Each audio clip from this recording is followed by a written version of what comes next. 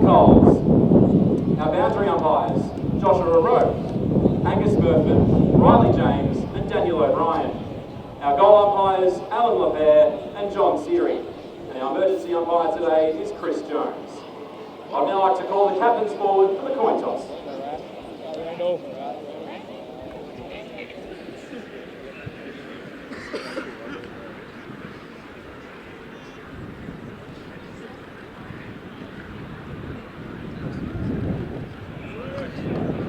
Melton have won the toss and will be kicking to the lower duck end of the ground.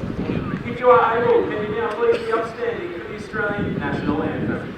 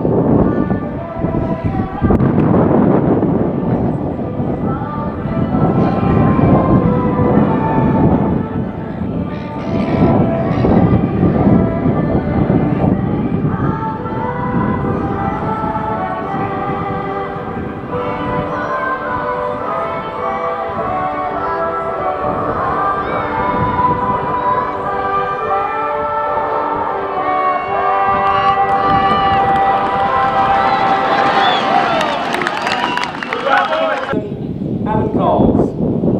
Our boundary umpires, Joshua Rowe, Adam Coles. Obviously very versatile, can play back, play forward, but hasn't played a lot of wing of late, but it's obviously something Carmo's prepared for.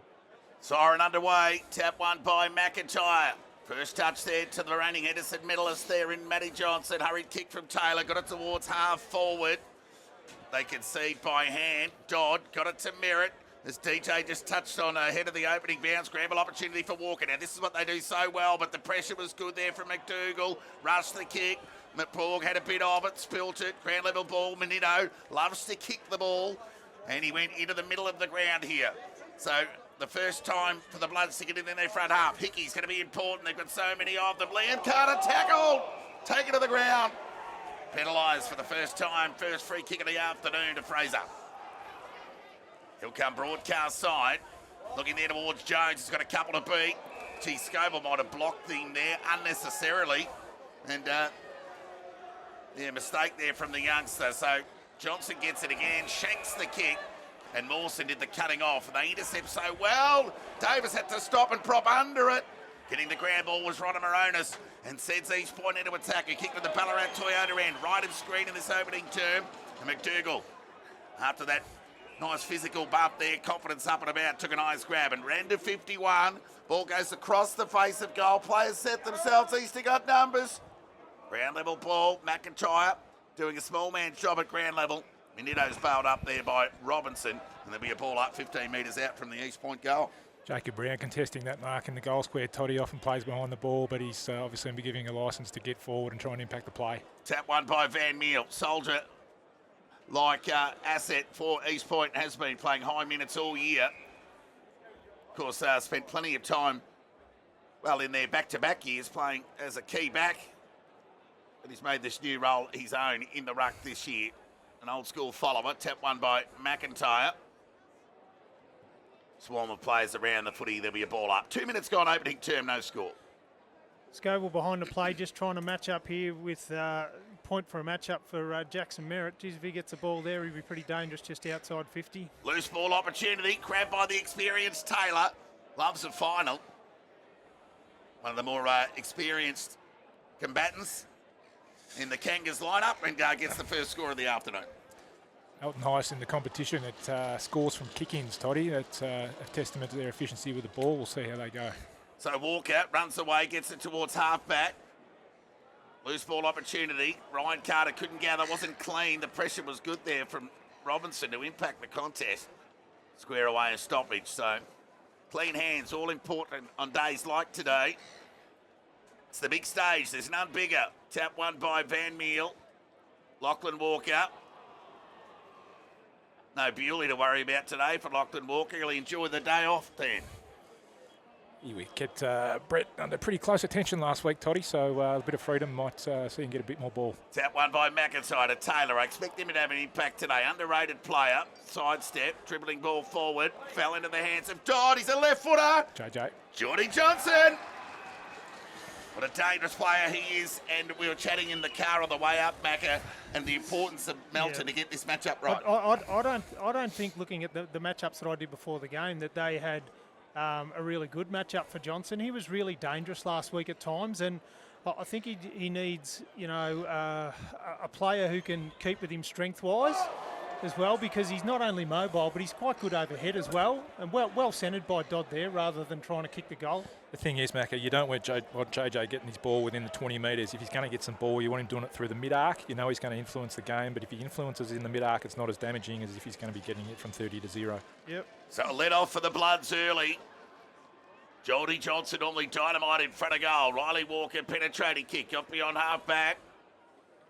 Liam Carter couldn't gather. Ball knocked free over the line for a boundary throw-in. How's the crowd, boys, just to the naked eye? Looks like they're filling up, Toddy. I think I obviously didn't pay too much attention to the numbers last year. I was pretty focused on something else, but it looks as though that we're getting a good crowd in. It's a nice day up here after an initial rough forecast. Boundary throw-in to be McIntyre and Van Meel. No real advantage. Hickey wanted the hole, denied by the umpire. Interestingly, Toddy, East holding 6 forwards at these stoppages all year. They've generally brought 2 up, and that's been able to be manipulated from opposition sides to get what they want, but holding more of a true sort of forward setup with the 6 and only just 1 up a little bit high. Dan Jordan joining us right throughout the afternoon with all the insight, the coach's view. There's the throw-in, tap one by McIntyre. They're normally good around stoppage here at East Point. Of course, East Point and the Devils, the number 1 and 2 sides for clearance. It'll be the Bloods on this occasion. They go towards the attacking 50. Carter had it knocked away from him by Howard. Chance for Davis. Tries to get onto that left. He does in the end. Tumbles the ball forward to the hot spot. Braden Kite got a bit of it. Knocked away from him. Good pressure there from Fraser to usher the ball forward. Jeffrey gathered, just threw the ball onto the boot, hopeful rather than anything else. This is where it's really hard to get through Melton. Look at their numbers back and their defensive structure. You really got to take some care with the ball and use the whole width of the ground. So Taylor just does that. Went lateral. Kick was okay to Willems, who found Robertson.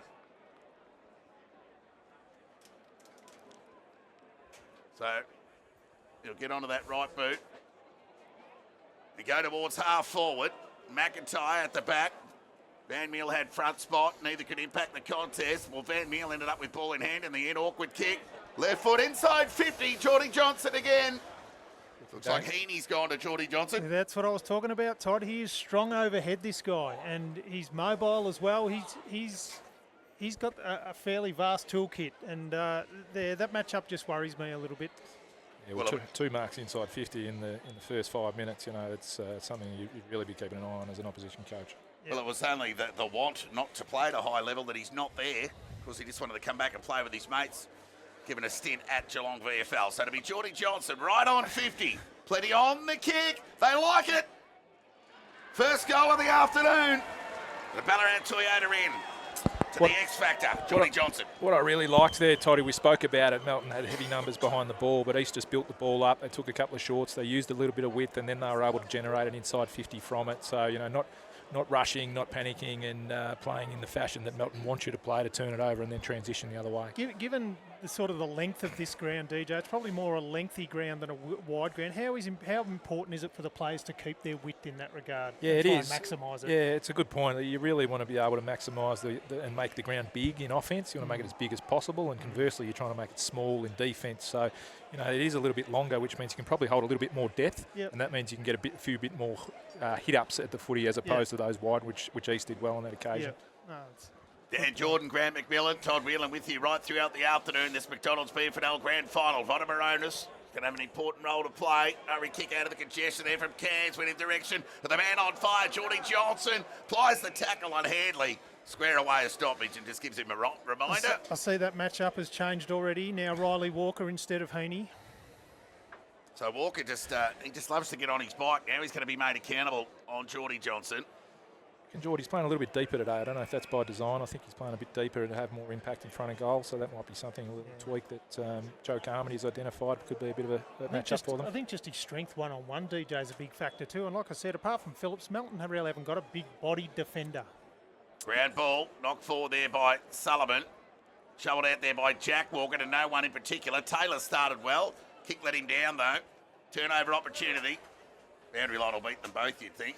Liam Carter endeavouring to keep it in. Fraser saw it over. There'll be a throw in, attacking side of centre wing broadcast side for Melton.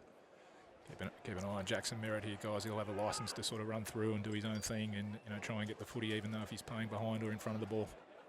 So at the next stoppage, we'll just get you to elaborate on a player like Jackson Merritt. Such the utility, but just give us some insight on his strengths, Dan. Yeah, I know Jacko really well. We were good friends at Essendon, and he's probably high speed, but very smart and very clever, and also highly skilled. He sees the game really, really well.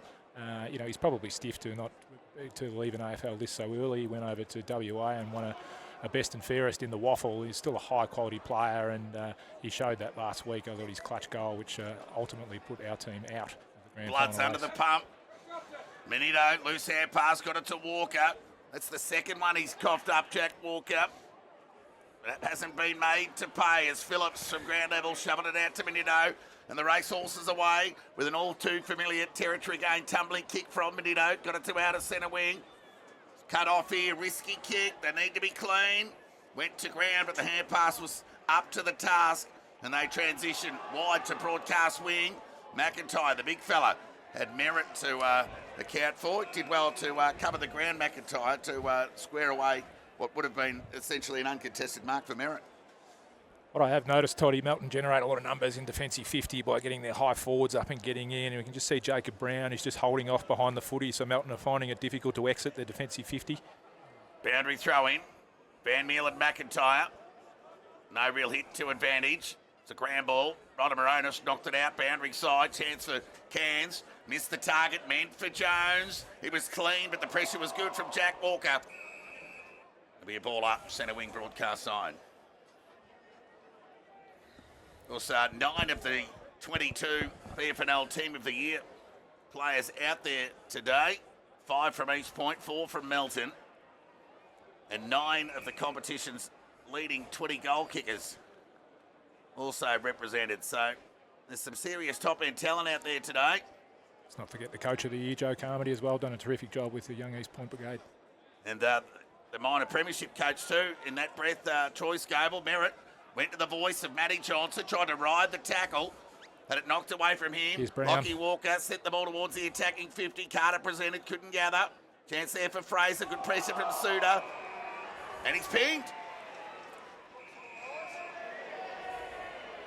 So finals made for Suter. He had a ripper a couple of years ago.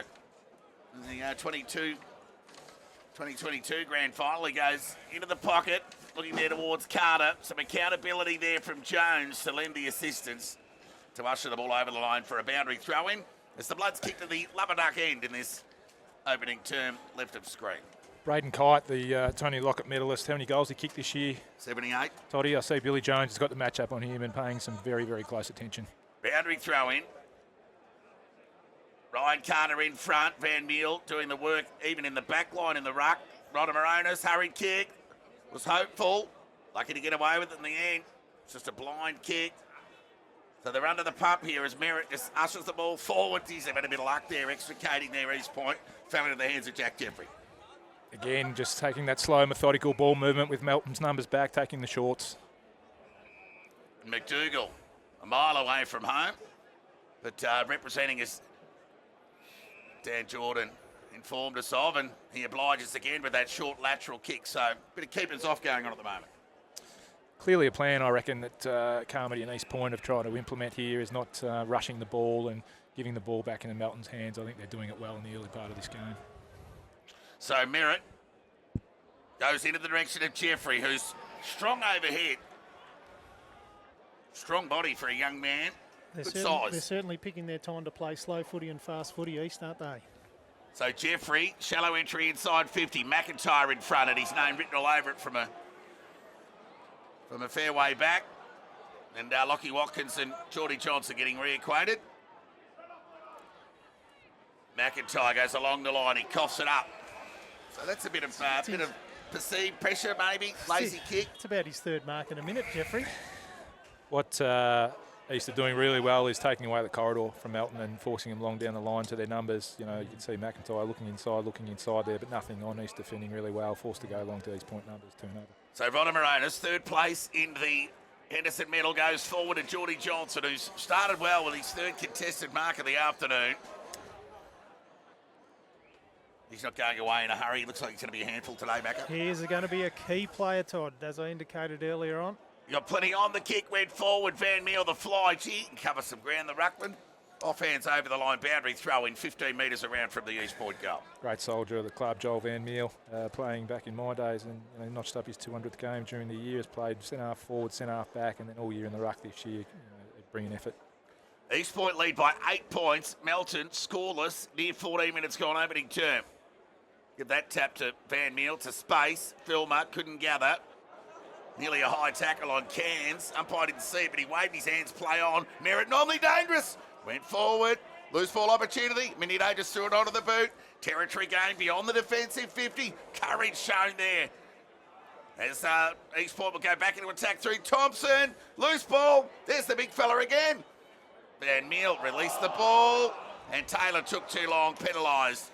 And the Bloods will breathe a sigh of relief. They're under the pump, Dan. Yeah, Melton have just got to hold on here. East are doing a lot of the attacking, have come out full of aggression, but they just need to hold on and be calm and composed and just work their way into the game. Minito penetrating kick to outer centre wing now for Ruja, who's had an excellent final series. Will get his first real touch of the afternoon.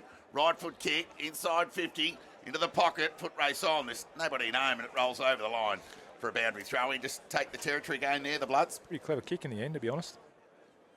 Of course, you can get away with that at this level. More often than not, you see at the AFL level, they just get pinged for any clear lack of intent. Sometimes I wonder at our level whether it is actually deliberate, Toddy. Sometimes that's just a skill error. I'll give him the benefit on that one. Very good. Well, it was a drop punt. We'll give him that. Sure. Boundary throw in. Tap one by Van Meel now. Faruja doing the ruck forward. And there'll be another stoppage. Given that you just talked about Van Meel there, and the workload that he's had, DJ, what's the backup option in the ruck for him? Yeah, he normally rucks all day, and McIntyre's not too dissimilar, but if one was to go down, it'd be interesting. Would you go a mobile option and perhaps look at a Johnson or a McDougall? Davis got some territory going into the goal square, and Carter's taken the mark, and this will be the Bloods' first score of the afternoon. Tick over 15 and a half minutes gone. It's Liam Carter directly in front. Will make no mistake here and get the Bloods back within 2 points. First real entry to a one-on-one that we've seen from Melton, and they duly have scored from it. But it was highlighting off air during the game that with the 3 big forwards Melton have, and East probably only having the 2 key defenders, could that be an opportunity for them to isolate and potentially get some one-on-one matchups in front of goal? Just having a look at that carry of that Davis kick that went to the goal square, I'd go as far as to say if there's any breeze, it is favouring the Lover Duck end left of screen. It's definitely going left of screen, and that's predominantly the way it is at City Oval. That westerly that's blowing in, and he certainly got some good penetration out of the stoppage in that kick. 16 and a half minutes gone, opening term, grand final here. East Point lead by 2 points. Tap one by Van Meel, meant for Dodd. Lockie Walker strong over the ball.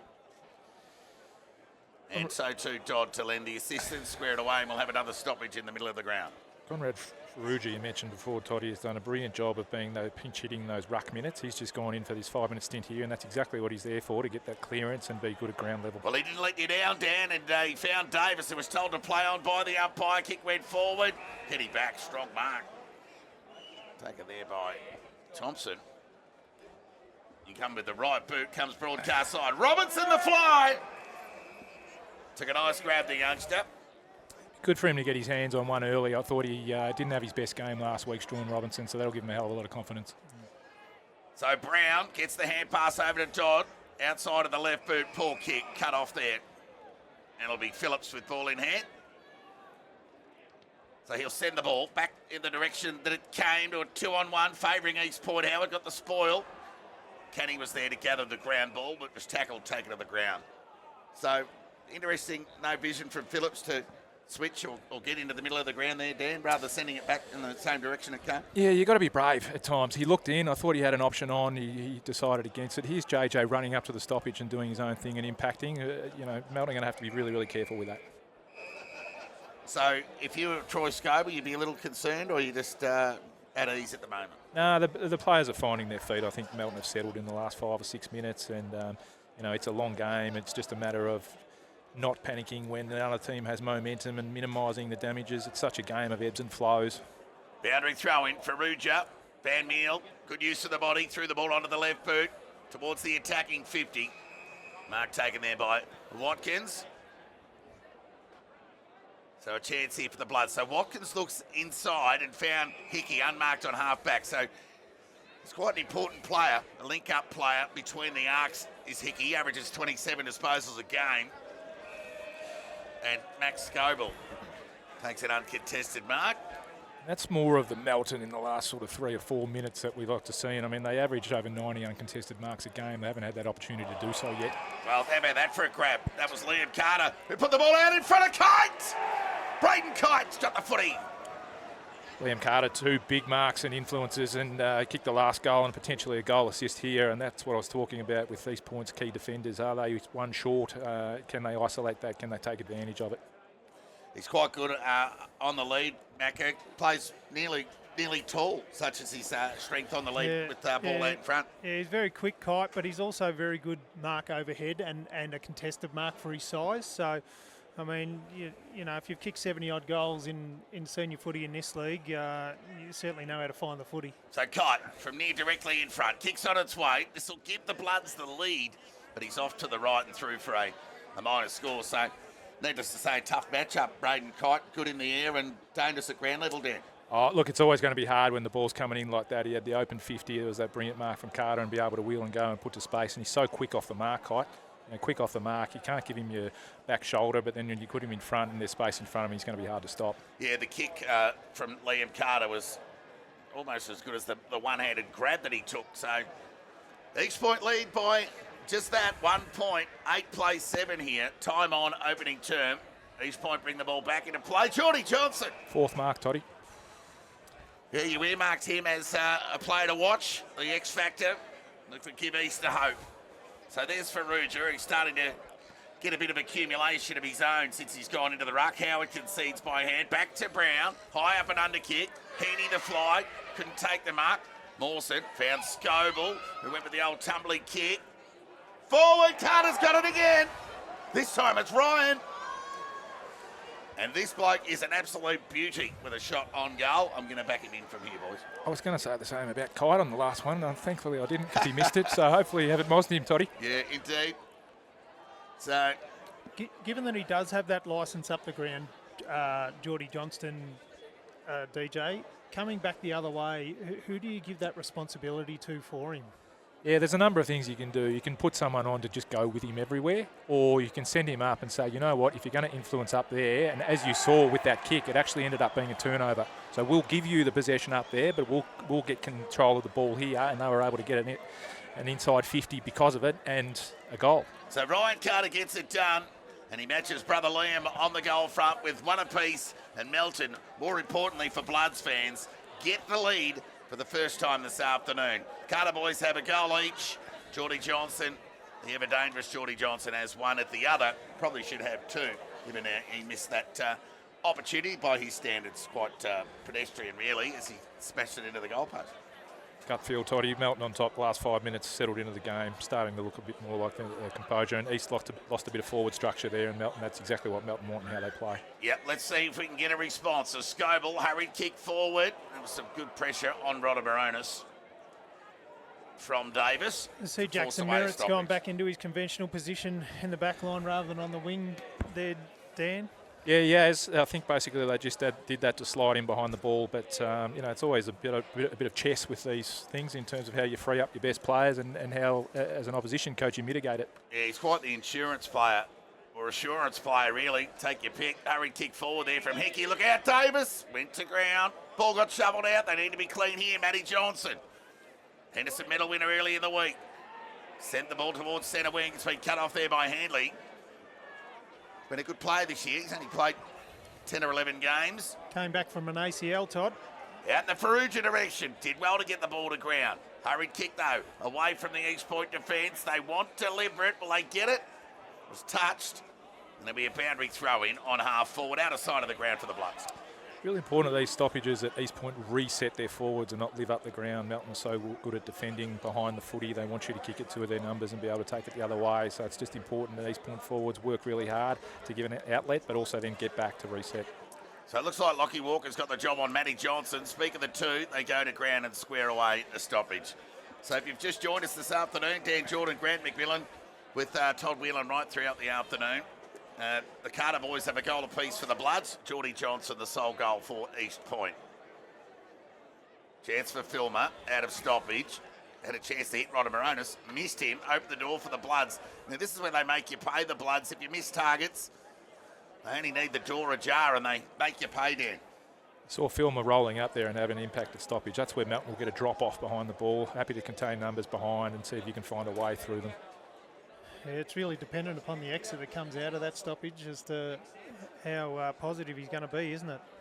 Well, Melton are normally quite trusting and very good with exits, but East Point maybe just with that tough prep, you know, they've been opting more for territory out of stoppage than having a deliberate exit plan. Kite, hurried kick forward. Brown went back and push and or mark, take your pick. So the self-proclaimed Mr. September. It's some impact. He is. He's a very, very good finals player. I remember I got him down to Western after watching him as an 18-year-old get best on in the Central Highlands Grand Final. Kick to outer centre wing. McIntyre covering some ground. Got an important spoil on the ball. Saw it over the line. And into the dugout of East Point. Joe Carmody getting some elevation. You too don't mind a bit of elevation watching on, Dan. You like to get even up on top of the coach's box, even when there's not something purposely built there. Well, I see they've actually put a scaffold up this year. They didn't know they might have taken my lead from last year. But yes, I do prefer a bit of elevation. I feel I can just see the stuff around congestion a little bit better. So at the high level, are you a man that prefers to be in the box or down at ground level? Well, given that I was never a senior coach at AFL level, I didn't really have a choice. I was always in the box. But when I was coaching at VFL level, it was a bit of a mixture of both, to be honest, Toddy. Here go the Bloods again. They're starting to look dangerous. Kick goes into the direction of Geordie Kite. Jacob Brown doing the mopping up will ensure it gets over the line. And for a boundary throw in some 50 metres around from the Melton goal. And as you touched on, Dan, Melton quite settling into the contest, Macca. Yeah, they're starting to get some of their system going and really holding the ball in their half pretty well at the moment, Todd. Last 5 minutes, they've put Geordie Johnson spare behind the ball, just in defensive 50. They don't want to give up another one here. Rodder Moronis could have been pushed there by Hickey. The umpire agreed in the end. So Matty Johnson took the advantage, which was strange because he didn't really have a target forward. He was hopeful rather than anything else. Chance here for McDougall, but he's run out of space, but somehow kept it in. He gave it back to Filmer. Promising young player. The kick let him down. And there's Melton's numbers, particularly with JJ going one behind the ball. So Phillips got the ball to Benito, who found Sullivan, who's got a short option there in Borg, who hasn't had much impact yet. Speak of the devil, dangerous player, quick hands, that was clever and clean. Jack Walker got it to Benito. Meters gained players, Benito got it inside 50. Kick wasn't the best. Brown will play the percentages, went the soccer, he'll do it again. Got East Point beyond the defensive 50. Clean hands from Cairns, got it back to Brown. Squaring kick meant for Robertson. His gather was good. Coughed it up by hand to Benito, who pushed forward. Deep kick into the goal square. Carter! Liam Carter's taken the grab. Brilliant kick. East Point had 4v1 back there, and he just did enough to put it over the head and to Carter's advantage, and a great exit. They're playing good forward half footy at the moment. He's really finding the advantage in those one-on-one contests, Carter, isn't he? Using his body well, and they're finding it hard to move him, and he's making the most of it. Well, they're just a tough matchup. Ryan Carter's not getting off the hook. There's Liam Carter. There's the two kites. Quite a versatile front, dangerous six. As Liam Carter gets his second of the afternoon. Melton gets 3 in a row here at City Oval. 27 and a half minutes gone opening term. One player is really starting to have an influence on the game is, you touched on Toddy Manito. He's had the last 3 inside 50s. He's getting freed up behind the footy with East Point, trying to go into a bit of a defensive mindset and not give up too much before the end. And he's had the last 3. He's starting to look very, very damaging. He's a high metres gain player, as you said, and he's getting his hands on the footy and uses it really well. Yeah, he had a couple of copy-paste performances against the Devils with his run and carry off halfback, both at McPherson Park in round 18 and again in that second semi-final. Yeah, I know, only too well, mate. He was a very, very influential player in both of those games. Ball up, tap one by Van Meal. Got it to Ronda Moronis. East Point need a kick, and Matty Johnson set the left ball out. Borg gathered, and he'll just square it up to Mawson.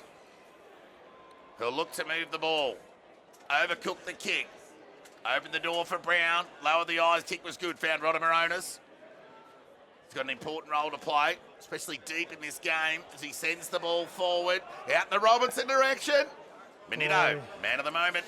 Boy, that's poor no contest there when you've got numbers around the footy when you get a kick like that, isn't it? No, he had to take a short. Melton had +2 back. He had to use the ball laterally or just take a short. Manito went out the Davis direction. He went to ground, opened the door for Brown, who kept his feet. Tumbling kick, also got a horrible bounce. Favoured McDougall. Got it towards Jeffrey, who rode the tackle and got it back to McDougall. Umpires paid the mark. Even McDougall thought it didn't go the required. 15.1 metres. 29 minutes gone opening turn. Wheels and goes onto the right boot and sends it in towards the goal square. Robinson at the back. Couldn't take the mark. Siren sounds, quarter time here.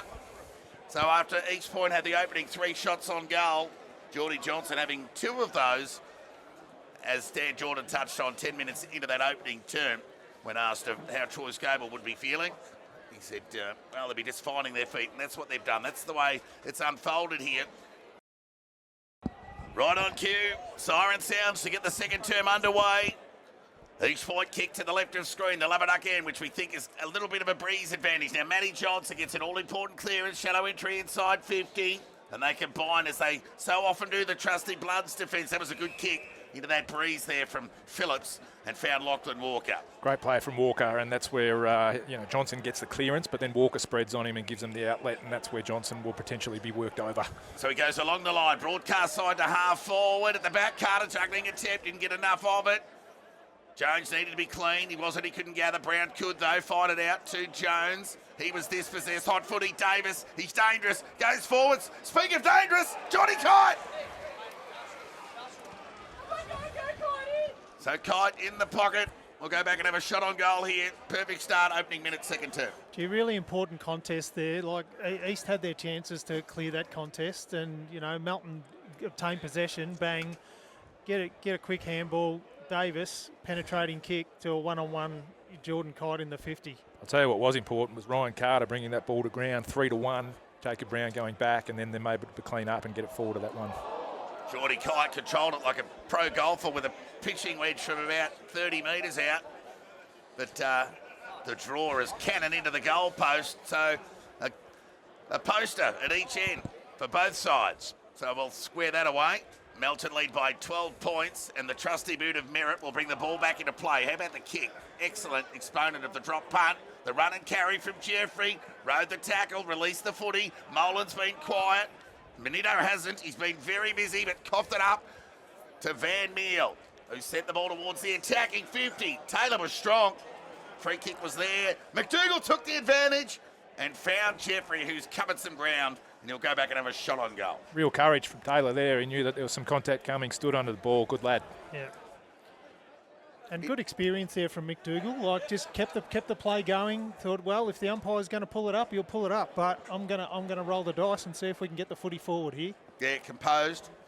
And Taylor, he'd be a 200-game player just about, wouldn't he? He'd been around the traps. Been around for a while, and I thought he, when he had to go there, he did, and they got a resultant shot on goal. Important kick here from Jeffrey. Umpire didn't have much work to do as he saw the ball sail over his head. And Melton, well, East Point get the all-important first goal of this second term to stay in touch of the Bloods. 2-2-14 East Point Trail Melton, 3 goals, 2:20, 2.5 minutes gone second term. Bit of carry with the breeze with by foot to the Lubber Duck left of screen end, Macca. Yeah, he would have been a good 40 out there and probably 45 by the time he kicked it, and he got the journey very easily there, Jack Jeffrey.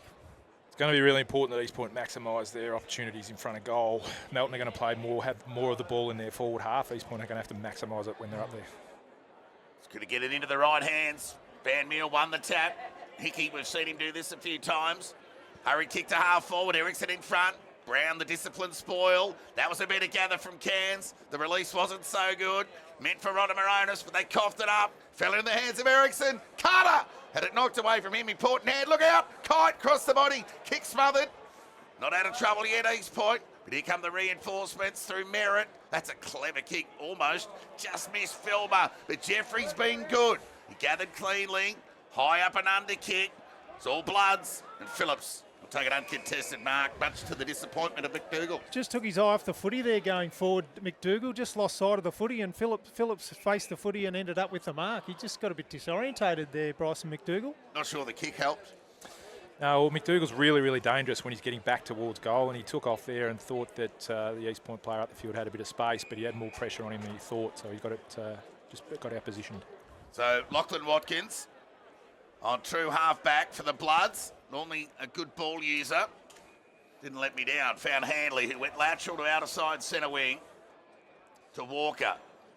This is where Melton are so good at using the whole ground in offence. So it's Riley Walker, who's not in a hurry to cough it up with a territory gain forward, so he concedes back to Phillips.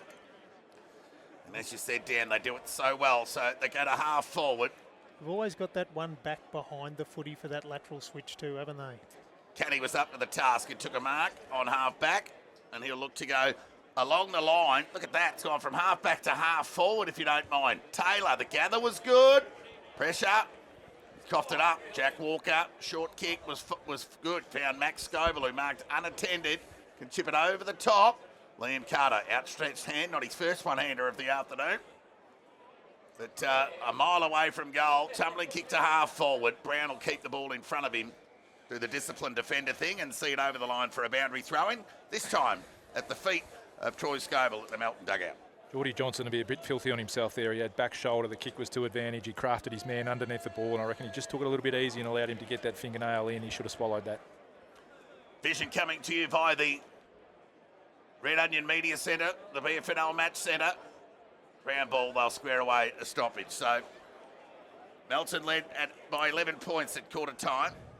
Near 6 minutes gone second term. The goal to Jeffrey has narrowed the margin to 6. So we've got a game on here. Rodamaronis couldn't pick it up, didn't bend. Walker did, release the hand pass there away here. You don't have to give the Bloods much. Hickey, Yes. cut off. Just reads the game so well when it's coming towards him, Brown, doesn't he? He does, and he doesn't pay much respect to his opponent, and that's deliberate, Macca. He just wants to fold off line of ball because if there's pressure around the source, invariably that's where the ball's going to be going. Yep. They'll get a free kick here to Matty Johnson. Matty thought that it was for him. Such was the confusion. It was actually there for McDougall, who went short to Rodamaronis, who's had an almost game. He's been in the action quite a bit this afternoon. Kick went forward, meant for Boland. Couldn't hang on to the mark. Ground ball. And there'll be another stoppage this time on half forward outer side of the ground for East Point. Much better build-up by East Point there, though. You can see now that they're probably not trying to bomb that ball into Melton's numbers, trying to take those shorts, build the ball up. Tap one by McIntyre, went boundary side. And I thought they did that a lot last week, DJ, and I know they were kicking with the win for 2 of the 4 quarters, but they certainly didn't do Bryson McDougall any favours last week by the way they kicked the ball to him. And I know you guys applied a lot of pressure, but it certainly made it a lot harder for him as a forward.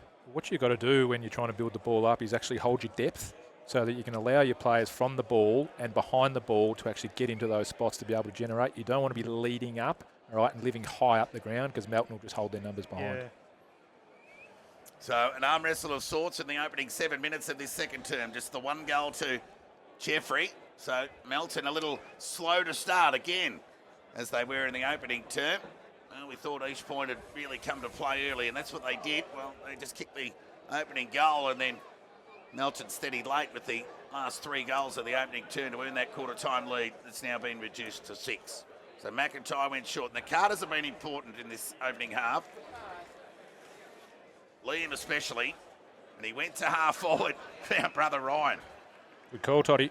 So he wastes no time, wheels onto the right boot, goes into the kite direction, strong hands. He's got it again. Now, in the event of this being a tight game, his 12 disposals, let's say that he has that many, are going to be crucial to Melton's fortunes. Yeah, of course they will. You have to maximise the opportunities. But the other thing with Kite when he's on the lead too, he's got quite a good leap when he jumps for the footy, and that makes it hard to spoil him as well. And he's one grab, Toddy. Yeah. One grab. That's 2 shots on goal for 2 points now for Kite. He'll be disappointed because he's normally very, very accurate. A let-off for East Point, but the margin extends, albeit to 7. 8.5 minutes gone. So took the best part of 15 or so minutes to kick their first of the afternoon, the Bloods, in the opening term. And time ticking away in this second term with no scoreboard impact. But they'll be happy with the lead, and Merritt so often goes to Brown in that uncontested pocket as the Bloods kick to the Ballarat Toyota end in this second term. How about that for a kick? Unbelievable kick. Brown found Geordie Johnson, who was on the same page as Brown. Kick was excellent. He'd have every reason not to think that it was for him, Johnson, but the connection was terrific. It's good to see at this level. So Willems, big-bodied young player, right foot kick towards the attacking 50. McDougall was knocked off the footy cleverly by Heaney. Sharked there by Canny. Hand pass from Taylor was intercepted. Good pressure from Phillips. He went to ground. Rodamaronis kept his feet. Now he'll feed the ball out. Look out, Merritt. Quick hands, got it back to Rodamaronis. Somehow got through the traffic. He's starting to have an impact. To a 2-on-1. Numbers prevail. And the Bloods, as they so often do, will repel through Handley, who found Watkins deep in the back pocket for the Bloods. And they're those entries I'm talking about, Toddy. The Melton wants you pressured, bomb the ball long into their numbers. Now they have possession. Now they can build up. What East Point need to do there is have another handball so that they can break the paint going inside 50, and or having a forward that recognises and can tick lead up and just take that short, having a shot from 35, 40 metres. Riley Walker, nice kick, goes into the wards direction of Handley. He's had a couple of grabs today. Oh, that was nearly a clever soccer there from Merritt. Went through the hands of Johnson. Follow-up work from Merritt. He ran past the footy. Kenny gathered. Got it towards Todd, who sent it forward. Loose ball opportunity here for Melton, who just knocked it forward. McDougall was loaded up for the volley, but the ball had just gone over the goal line. Through for a rush behind. He is so strong in the contest, one-on-one, Phillips. Like, he doesn't get shifted off his feet much, and I don't know that that's going to be a great strength of Bryson McDougall's either, to try and outpoint him in that manner. This game's just looking for a moment. The crowd's a bit calm at the moment as Brown gathered by the hand pass out. He's starting to have an impact. These last 20 minutes have been good, Brown. Dodd went looking for Johnson. Called it even as Hickey got an important spoil. Rodamaronis has been industrious, and he applies the tackle on McIntyre. Yeah, his last 5 minutes, Mikic has been really solid. He's had 3 or 4 clearances, laid a couple of really big tackles. He's up for the fight. He is a contested beast, isn't he? All up. He's just hard at it. East Point, tap one by Van Meel. Gathered by Suter. Hurried kick, territory gain towards Carter. Good use of the body there by Howard. Evasive skills were good too. Set the ball forward. They just take a lot of marks in their back half, Melton, but on this occasion they're unable to do so. The umpires picked out a free kick, so they've coughed it up, the Bloods. Yeah, and Matty Johnson will take the free kick. He'll waste no time. Ran to 51. Set the ball forward. It's bending back, but not far enough and through for a minor score. I reckon that was a poor decision there from Matty. I think he needed to, we spoke about maximising opportunities, and East Point have had a good little 4 or 5 minutes here. They'd want to put another goal or 2 on the board before that flips over Melton's way, but I think that was a low percentage option. So Walker brings the ball back into play safely to Phillips. And he goes with the right boot. Beyond half-back, Farrugia the target. Outpointed Brown on that occasion. Took a good mark, the youngster. 2-time interleague rep and barely played 30 games of senior footy. Right foot kick over the top was okay to Hickey. He'll just continue to run and run. So bit of pressure there from Brown on the kick, but the kick was okay. Davis dropped what he should have taken. Rebounded there by Merritt. The kick was okay and found Taylor, who went over the top, searching, hopeful for Johnson. Went to ground. Sullivan did the mopping up. Kick was poor in the end. Nearly found one of 4 East Point players. But somehow Borg, the racehorse, will gather and he'll take on Brown. It was pushed as he kicked there, Borg, with the umpire called play on. Spoil from Slater was okay. Borg kept running. Now there's a moment. Kick was covered well there by Howard. He got an important thump on the footy. Found touch over the line for a boundary throw-in. Bloods in attack. Carter again huge, bringing that ball to ground. 2v1. All right, it's just so important. Don't get anything on the stats sheet, Macca, but it's so important to be able to keep that ball in your forward 50. If you can't get that mark, you've got to bring it to ground for you. And Borg demonstrated that by getting in space and run and carry the footy. Caught over the ball, Walker had to shovel it out. Only as far as Matty Johnson will square away the stoppage. The interesting time will come when Borg gets the footy and is surrounded by players, because he has a tendency to take them on rather than give the first option. So be interesting to see what happens if that situation unfolds. Sometimes be a good thing, sometimes be a bad thing. Tap one by Van Meel to Cairns, searching hair pass, get it out of the danger zone, and there'll be another stoppage. So low scoring affair here at City Oval. Breeze just favouring the Lubber Duck end. Aiden Kite just going up to this stoppage, he'll get on the move. Both sides have missed a couple of opportunities. Probably 4 gettable chances, 2 apiece. Tap one there by Carter. Filmer just took his eyes off it at the last second.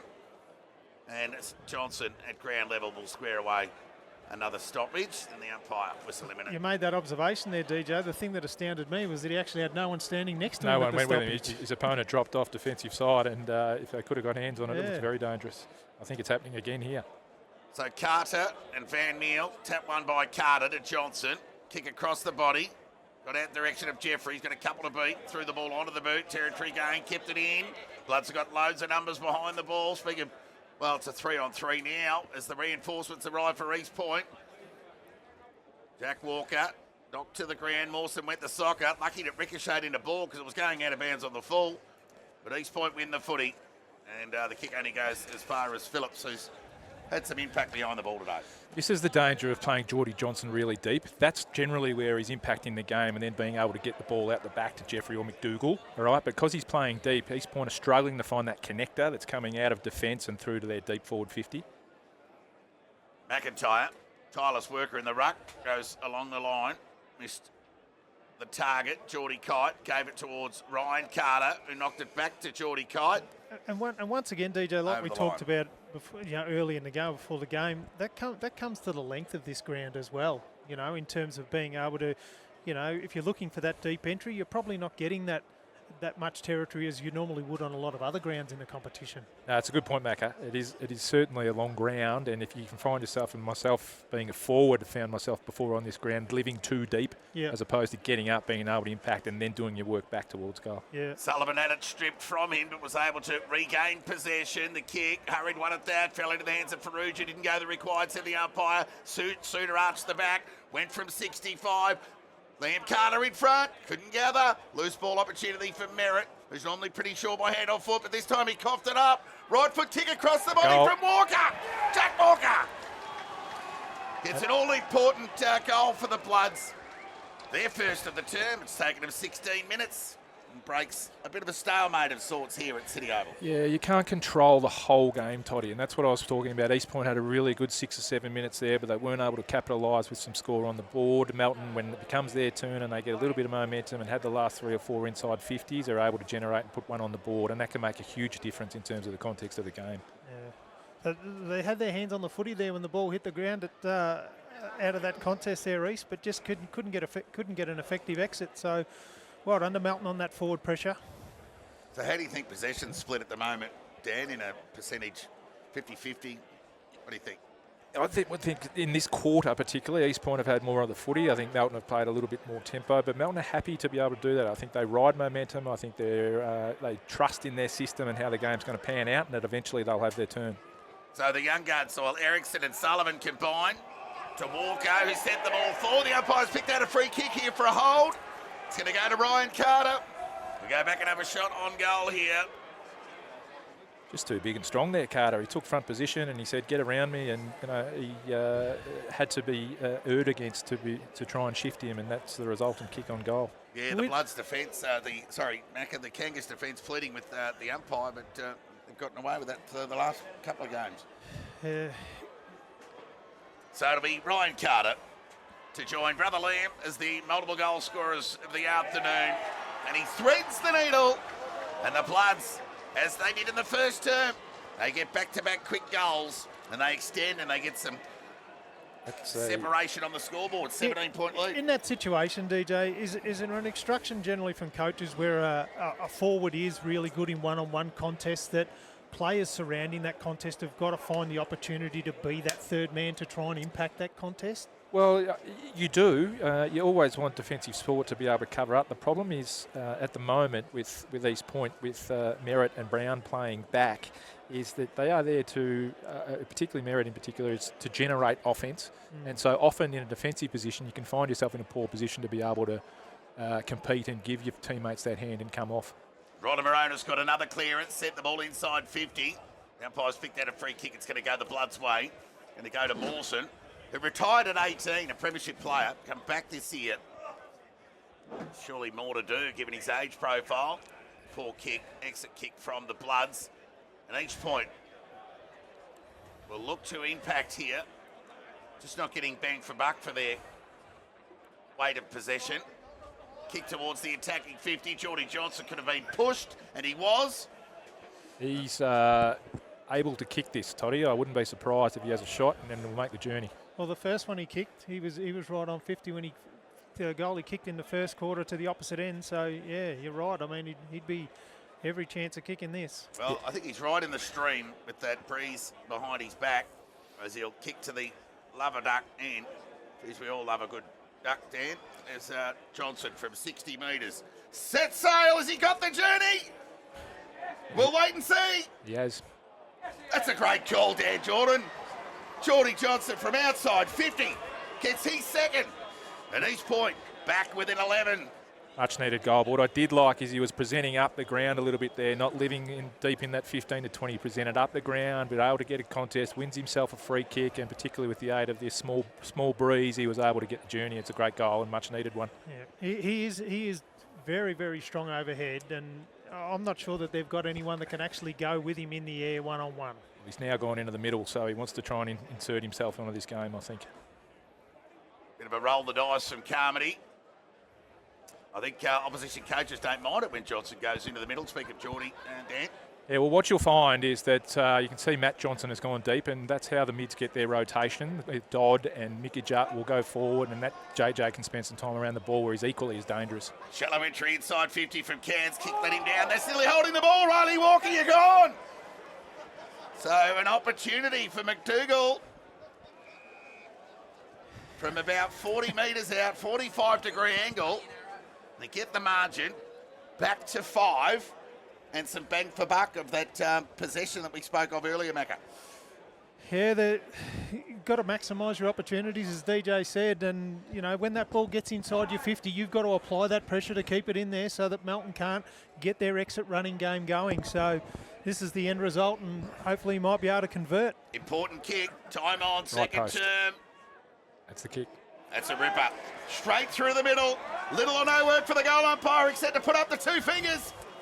At East Point, on the back of back-to-back goals, are within 5 points. Stick with us right throughout the afternoon of the BFNL match setup by the Red Onion Vision. Dan Jordan, Grant McMillan and Todd Whelan bringing you all the action. Overcast skies on the league's biggest day as the 2 heavyweights who've lost just the 3 home and away games between them for the season. They're going head-to-head in a real tight battle. Time on, second term, Melton lead by 5 points. Are you finding it, DJ, at the moment from what you're seeing? Are you seeing 2 contrasting game styles? I was just thinking that, Mako, the East Point have won the last 3-4 clearances, right? Yep. That's their game. They want to win their clearance. They want to get it down to their forwards like McDougall and JJ and give them the opportunity to win one-on-one contests. That's how they've generated their last 2 goals. Yeah. Melton want to get those numbers behind the ball. They want to be able to turn the ball over and then with their efficiency be able to work the ball forward and be able to generate scores in that sense. Yeah. So Matty Johnson's gone deep forward as part of that rotation the boys were speaking of. Now Geordie Johnson, one of the hold. He's going to get it. Well, it was paid a trip in the end, so he'll waste no time. Penetrating kick to the danger zone. Players fly, good spoil. Gee, they're good at that, Melton. Look at that. They made that look so easy, Dan. That's exactly what I was touching on. Those long entries, that's what they want you to do, turn the ball over and then be able to spread and use their methodical ball movement going forward. The ball just didn't hit the ground as Sullivan with a high up and under kick to broadcast centre wing. Carter did well to square away that they're out footy. here. Out the back. Kite goes in the direction of Carter. That's a hold every day of the week. As soon as you turn your back on the footy with an entrance like that, you're out of the contest, in my opinion. Like, he just turned his back straight away, Thompson, didn't he? I know I've said it a number of times, but Ryan Carter again, 3v1, bringing the ball to ground where Brown is trying to get off and impact, and then Kite gets the ball out the back and it's off to the races. It's going to be hard to defend that. Yeah. So Liam Carter for a chance at goal number 3. And a steadier for the Bloods, given the Kangas last 5 minutes with back-to-back goals of their own. Melton can kick their third for the term here. And he makes no mistake. He's an important player, Liam Carter. And he's been very important today. Goal number 3. And the Bloods, a steadying one. Troy Scoble, they needed that, Dan. They did. East had a good little patch there, and as we've spoken about, they were actually able to put some score on the board. So that's not going to be the first fluctuation that we're going to see today, but it's really important that sometimes against the tide, when you get an opportunity just to settle your team down, you can go back and compose and kick a timely goal. Anything to get out of the first half of both quarters, little or no score, and then the game really opening up in the second half. I think we've probably had 9 of the 10 goals kicked in the second half of each term. Quite a common thing, Toddy, when fatigue sets in a little bit, and particularly in a heavily contested game such as this one has been, that the latter stages of the quarters when you find you get more scores. Looking forward to this next clearance. It's all important as we tick over 24 minutes into the second term. Melton lead by 11 points. Liam Carter with 3. Ryan Carter with 2. Filmer gathered, then coughed it up. Couldn't get an exit. Bloods keen to keep it in. Manny Johnson back at the coalface. So just for those couple of minutes that Geordie Johnson spent in the middle, Melton kicked 2 goals. Tap one by Van Meel. Jacko Merritt also gone forward to perhaps give a little bit impetus. It's always the risk your way up, whether he's so good behind the footy or whether you put him forward and try and pinch a goal. Thompson did well to knock the ball forward. Bit of strength, bit of body contact was good. And he's just knocked the little Ericsson TV there, and still a bit frustrated after that hold that was clearly there in that last passage that resulted in that Liam Carter goal. Important not to lose focus. Just keep dialed into what you're trying to achieve. It's not always going to go your way for the whole game, but just keep it over and win your moments. Boundary throw in. Tap one by Van Meel. Ronobaronis swooped on the footy. Couldn't quite gather cleanly though. Opened the door for Ryan Carter, who's been, well, Suter in fact, who was ferocious. DJ, given that Liam and Ryan Carter have kicked 5 of the 6 Melton goals, and you know, Braden Kite's a leading goal kicker in the competition, but he's only had a couple of possessions at the moment. How long before you maybe look at putting him in a different role to what he's in? In terms of Kite? Or yeah, maybe taking him up the ground a bit. It's not a bad call, but he has had the 2 shots on goal. He's not a high possession player. Normally he's 7 or 8 kicks for 4 or 5 goals. He just needs to stick at what he's doing and work on his finishing. What he is doing is, because there's some attention being put into him, the Carter brothers are having a profound influence. Yeah. But a run up around the ball or as a spare up around the ball for 5 minutes to get his hands on it wouldn't hurt either. Yeah. Lockie Walker was strong there. He was taking care of Matty Johnson with one arm and trying to grab the footy with the other. And the result in a stoppage on True Centre Wing broadcast side. Because obviously he's a player that tends to impact games, but it's probably always got to be on his terms in able to be able to do that, doesn't it? What Melton do really well is they actually play a forward system, right, as opposed to you're playing deep as you're playing here. So you can see now Kite's gone up higher, right? So he's coming up higher. They play a system. They like their matchups. They rotate through as opposed to playing in true forward positions according to your personnel. They're almost in a U shape there in the forward line, aren't they? Yeah, well, they're setting up in their sort of 2-2-2 formation, 2 up high, 2 in mid-level, and then 2 deep. But what they are doing is they're mixing up positions amongst their forwards, keeping the defenders honest, getting guys up high, and then putting some tools back, but then mixing it up. 3 goals apiece in this entertaining second term. Now Taylor with an important clearance. Handball give to Johnson. Well, the kick was under pressure.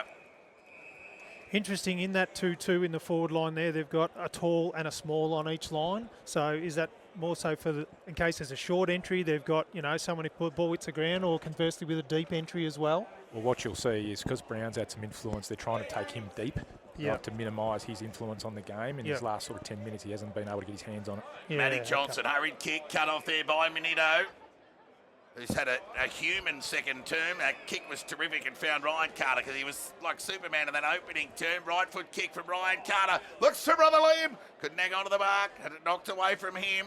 Reinforcements arrived. And again, there'll be a ball up. Really liking Ryan Carter's influence on the game at the moment. Yeah, that's when you want your better players making an impact, isn't it? This is the day to do it. And he won that tap right on cue. He made a couple of good calls today, Dan, as Matty Johnson with a territory gain. He's probably had the last 3 or 4 clearances, and they haven't gone to an East Point player, unfortunately, for the Kangas. So Jack Walker with the rebound. He went short. It was okay. Might be Heaney with ball in hand. It is. So that awkward-looking left foot goes forward. Spoil at the back was good from Van Meel. Well sharked there by Willems. Quick hands, got it to Thompson. Clearing kick. Minito, ground level ball. Gather was good. So was the hand pass. Mawson, right foot kick into the pocket. Suda had it knocked away from him. Not out of trouble yet, East Point. Here come the Bloods. Scoble went to ground, went out of the contest. Ericsson, high up and under kick. Look out, Liam Carter's all on his own. Open goal. Liam Carter's got 4. Right. How can that happen, DJ? It happens because Jacob Brown was his opponent and it got drawn up towards the footy because he's not in the defensive mind frame. So Carter smartly stays out. They win it, gets out by himself, certain goal. Yeah, you touched on in the first quarter there, Dan, with all respect to Jacob Brown, he's the absolute star of the game. Sometimes he can get a case of the Wanderers. Well, you can't have one without the other, Toddy. You can't want him to influence and be able to come off. And he's played a terrific game so far, Brownie. But you have to take risks, and sometimes those risks doesn't come off. Right, in that occasion that it didn't. But if I'm Joe Carmody, I'm trying to get Brownie to keep playing the same way and influencing the game. He's just got to know when to roll the dice, doesn't he? Ball up. The restart, tap one by Van Meel. 7 goals kicked for the term. 4 to the Bloods, 3 to the Kangas. Stick with us. We've got a game on. Right foot kick there from Suda. Had a couple of good touches. Nearly a hold. Umpire did well to let it go.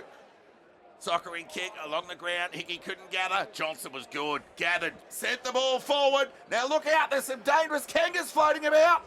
But so too the defenders. Oh, loose ball. Merritt loves a goal. Went to ground. Quick hands. Got it over towards Dodd. Left foot kick across the body. Has missed to the near side.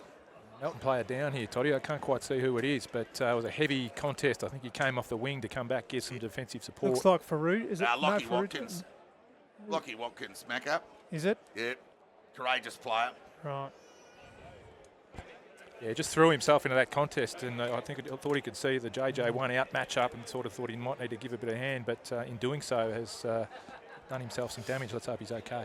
Yeah, can't quite point out whether it's a head knock or an injury, a lower leg injury. He's getting his way up now. Oh no, he's in trouble.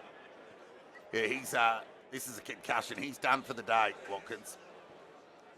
Yeah, he's not maintaining his balance groggy there, is he? Yeah. Whoever wins today will be getting around like that about midnight tonight, I reckon. But that's how groggy he looked, Watkins. What a super player he's been to pick up from Melton South backer. He was. He is a Melton South junior and senior player, and then went and played a bit of VFL footy down at Coburg and came back to Melton. Speaking of Melton South, good luck them getting a mention on grand final day off to the Riddle League, and of course some big names getting thrown about. Might be venturing down the Panthers way. Have you heard anything on that, Macca? Oh, nothing concrete at this stage, Todd. I mean, you've got to wait until there's facts come out a little bit. There's a lot of rumour going around at the moment, but would prefer to deal in the facts, I think. So I'm sure there's plans that are being made at the moment, but we've got to wait till it comes to fruition, I think. I think it's the right call going to the Riddle League for the Panthers, given where they're at, Dan. Yeah, look, they're just unfortunately, probably the demographic of Melton and the amount of people playing there, that's just been hard for them to be able to get up and compete in the manner which they want. Riley Walker, penetrating kick to half-back. Minito dropped it and pinged rightly. Good call by the umpire. Yeah, really important last couple of minutes of this second quarter here, Toddy. If East Point get another one, they'd go in pretty bored, whereas if Melton get another one, they go to 20 points up, and that's starting to become a margin that's going to be hard for them to peg back. Heaney. And as I say it, siren. Siren sounds. Quarter went the best part of 32 minutes. Oh, we're on here. And some physicality creeping into it.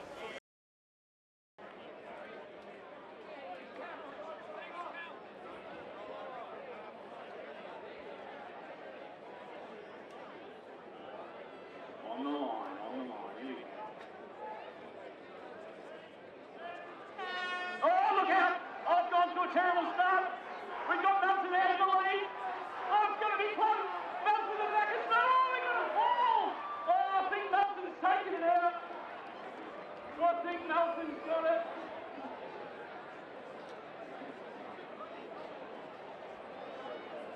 You well done, rather crossing his crocs here. That's amazing. His teammates are around him. Can we get a word from our winner? Thanks everyone. And what's this mean to you and your family and your countrymen at home? Means a lot. Excellent work. Melton have taken out the 2024 Grand Final 3.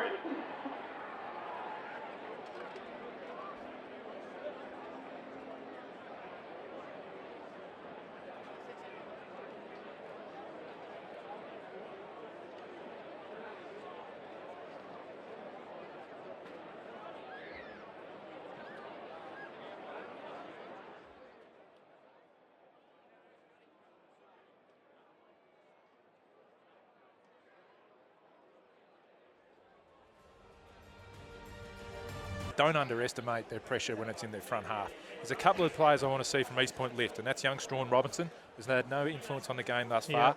And I'd like to see Alex Melton provide a bit of that run and dash for him to get back into it. Second half underway. Keen gather by Hickey. Got it towards Phillips. He sent the ball to half forward. Of course, no Lockie Watkins out of the game with concussion. Ground ball, Ferrugia over the ball. Fraser Lins. The resistance. Interestingly, Ferrugia gone to Brown. I reckon that's a defensive forward, and they'll try to use him and go through him a little bit too. Melton lead by 16 points, and they'll kick with the aid of a slight breeze in this third term. The big men fly, ground ball, Merritt off the knee, really, went about 3 metres. And see Melton just generating a spare off East Point, sending one up to the stoppage. That's what they want to try and do, and the backs have manipulated it so they can free it up. The restart, ball up. Tap one by Van Meel, chance for Scoble. Got ball to boot. Just got it to the danger zone. Shallow entry inside 50. Umpires picked out a free kick. Down the ground, Scoble dumped as he kicked. And it's in the hands of Braden Kite. Here's his opportunity. Hit the scoreboard. Gets a bit of a soft downfield free kick, and getting the first goal here would hurt East Point's chances. He was certainly the first to put his hand up in the air to take the kick, that's for sure. Like all good forwards, Macca. Been guilty over the journey, Dan. I never got one, Toddy. He didn't have to worry about kicking any downfield, Toddy. He kicked enough of his own through his own efforts. So it'll be Braden Kite from 50.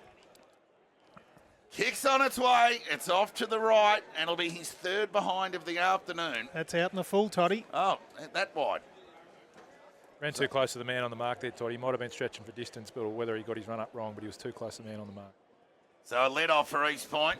They bring the ball back into play through Jones. Got it beyond the defensive 50. Swarm of players around the footy, and not for the first time. There's the man you speak of, Robinson. Now, I'm just not a fan of that play that he does for that free kick, or just that extra gain from the umpire. I know he's a young player, but yeah, it's just a bit of inexperience. Half a dozen times last week. Bit of inexperience, bit of maturity. I look at him and I feel like he's built like a 27-year-old, and I'm mistaking him because he's an 18-year-old kid. Yeah, that's just part of his maturity. So Rodamarota's found Caddy. So what can the Kangas make of this? They've had the let off at one end through the shot on goal via Kite that went awry. Can they make this count? So Canny got plenty on the kick. Look out at the back. Merritt, squaring kick. He's normally good by foot. Willems. Well, it's great use by Jacko. Outside of the right boot. Not an easy kick. What a great kick that was. Not only for weight, but to have the vision and the composure off of that contest to pick out that player and then be able to deliver that footy effectively. That was a terrific piece of footy from Merritt. So Willems, another product of the East Point Footy Factory, still an under-19 player, another one of those young blokes that looks like they're 27, Dan, but this young fella, no more important kick. in his season than this one at the level. Chance to get the margin back to 10. And he misses off to the right. So both sides have missed some opportunity in front of goal. Yeah, Pressure of a grand final. it is, and with Melton having a bit of an advantage, it's important that East can try and maximise everyone that they get. They're currently 4-6 to 7-3. It can often be the difference in grand finals. So Manito gets it towards outer centre wing. Now there's Ronnie Moronis. He can send East Point back into attack. He's a bit lazy with the kick. Jeffrey was good, fired the hair pass out. Ball forward, McDougall. It's good play by East there. They were set up really well behind the ball, and Mikic able to use the handballs and get the ball inside to some even number contests. They need to make hay here. This will be a tough kick into the breeze from 50. I know it's nothing on the breeze that we've seen, well, pretty much that's prevailed for the entire final series, but there was some Benny Hill music at the East Point Darley game that I did earlier in the year at Eastern Oval. I think McDougall kicked 2 goals 7. He had some funny moments into the breeze. Let's see how he goes with this one. Hit it nicely. It's going to hook. Yeah, off to the left. So another let-off for the Bloods. Harmony's obviously thrown Merritt forward. He's had a couple of influential plays in the first 5 minutes. They just need some moments, some favourable ones, East Point, as the Bloods extricate out of defence. Look at that. It was nearly as good as 2 kicks. Kite presented, long way from home. Ryan Carter dribbling ball. So they should have some numbers here, East Point. So Dodd, quick hands. They feed the ball towards Matty Johnson. They went out wide towards Merritt, the man you speak of. 60 metres out from goal. Normally good by foot. Goes into the pocket looking for McDougall. Couldn't grab hold of the mark. Phillips over the foot. He sees it over the line for a boundary throw in. Again, you see Merritt's use there, just pulling that kick late, Yeah, giving it's McDougall terrific. an advantage. He didn't quite complete the mark, but there was 5 Melton numbers back, and Merritt gave him an opportunity to do Just it. swung the leg around his body there, didn't he? Next goal, all important. Melton lead by 14 points. Throw in. There he is again. McDougall needs to release the footy. Hurried kick, fell fortuitously into the hands of Davis. They're dangerous here when they get out the back. Faruja running onto the ball, knocked it to his own advantage, ran away from Slater. Ball got into the hands of Carter. Shot on goal is good. I said before the game, Toddy, that they were the best team at scoring from kickouts, and then you saw there why their ability to be able to reset out the back. Faruja really hard running, and another Walker goal. Yeah, Liam Carter's got 5 Carter now, goal. Dan. My mistake. And but coast to coast, I mean, so for all that sort of weight of possession that East Point had in their front half, and then Melton just slingshot, and it's really been their one wood all year. I mean, they don't win clearance every week, but just off half back, transition from back to a score is high. But it just shows how important it is that you take your opportunities to kick those goals when they come, because if they had have kicked either of those set shots, they wouldn't have had that kick-out situation and then that transition. Matty Johnson with an important clearance, tumbling kick, shallow entry inside 50, bounce off the chest of Jeffrey. Manito, hurried kick, Faruja, normally clean, gathered, knocked, hair past, didn't get enough of it. Filmer was elusive and just tipped it over the top, made it difficult for Taylor, made the kick look better than what it was. Slow hair pass for Brown, so too that one. Walker committed, took the ball to ground, and will square away a stoppage on half-forward broadcast side for the Kangas. Really like Faruja trying to keep Brown accountable here. He's had a couple of moments himself where he's got his hands on the footy, and a goal assist in that last one. It's a really good role that he's playing to help his team. Defensive forward, yep. 7 minutes gone, third term. Ronnie Moronis. Quick hands, back to Johnson. Again, the kick around the body. The fly at the back there from Phillips, but Heaney had front spot, took the grab. It was Hanley at the back, actually. So Heaney. Again, seen that a fair few times. East Point, win the clearance, kick it to Melton spare, get possession of the footy. So he goes along the line. Howard with an important fist. Ronnie Moronis went to ground. So and got a high tackle. So just on that, DJ, how is it that they're able to shore up that spare all the time? Because East Point are rolling one up to the stoppage. They're trying to create an extra number high up at the stoppage, which means they might be getting an advantage at the source to be able to get the clearance. Melton are backing their system behind to be able to generate a spare and turn the ball over. It's obviously then what happens when you come out of the stoppage. There's the shimmy from Geordie Johnson, who centred the kick to the danger zone. Players fly. Bloods have got numbers. Loose hair pass might open the door for Johnson here. Borg was clever with the tap. Outside of the right boot kick there from Walker was good. Got it over towards Kite. High up and under kick. They're out the back here, the Bloods. East Point have got numbers. Howard should gather cleanly. And he did well with the vision. He looked broadcast side. Not sure he got enough on the kick. Meant for Rodamaronis. Davis, clever. Knocked it back. Just got an awkward bounce there, Lockie Walker. In a 2-on-1. They're wanting a ball up here and they'll get it. I just would have loved Davis to take possession of that footy there. Just be able to take possession of it, distribute out the handball, all right, and give themselves a good scoring opportunity. So there'll be a ball up 50 metres out from the Melton goal. Tap one by Van Meel. Suter over the footy. Held by the arm by Taylor.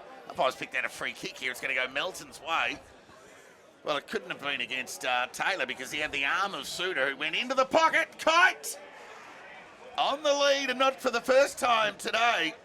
He's presented. He's been very sure with his hands today. It's just been his kicking that's let him down on goal. It looks like he's going to snap this round the corner rather than a conventional drop punt, Toddy. Be interesting to see what happens here.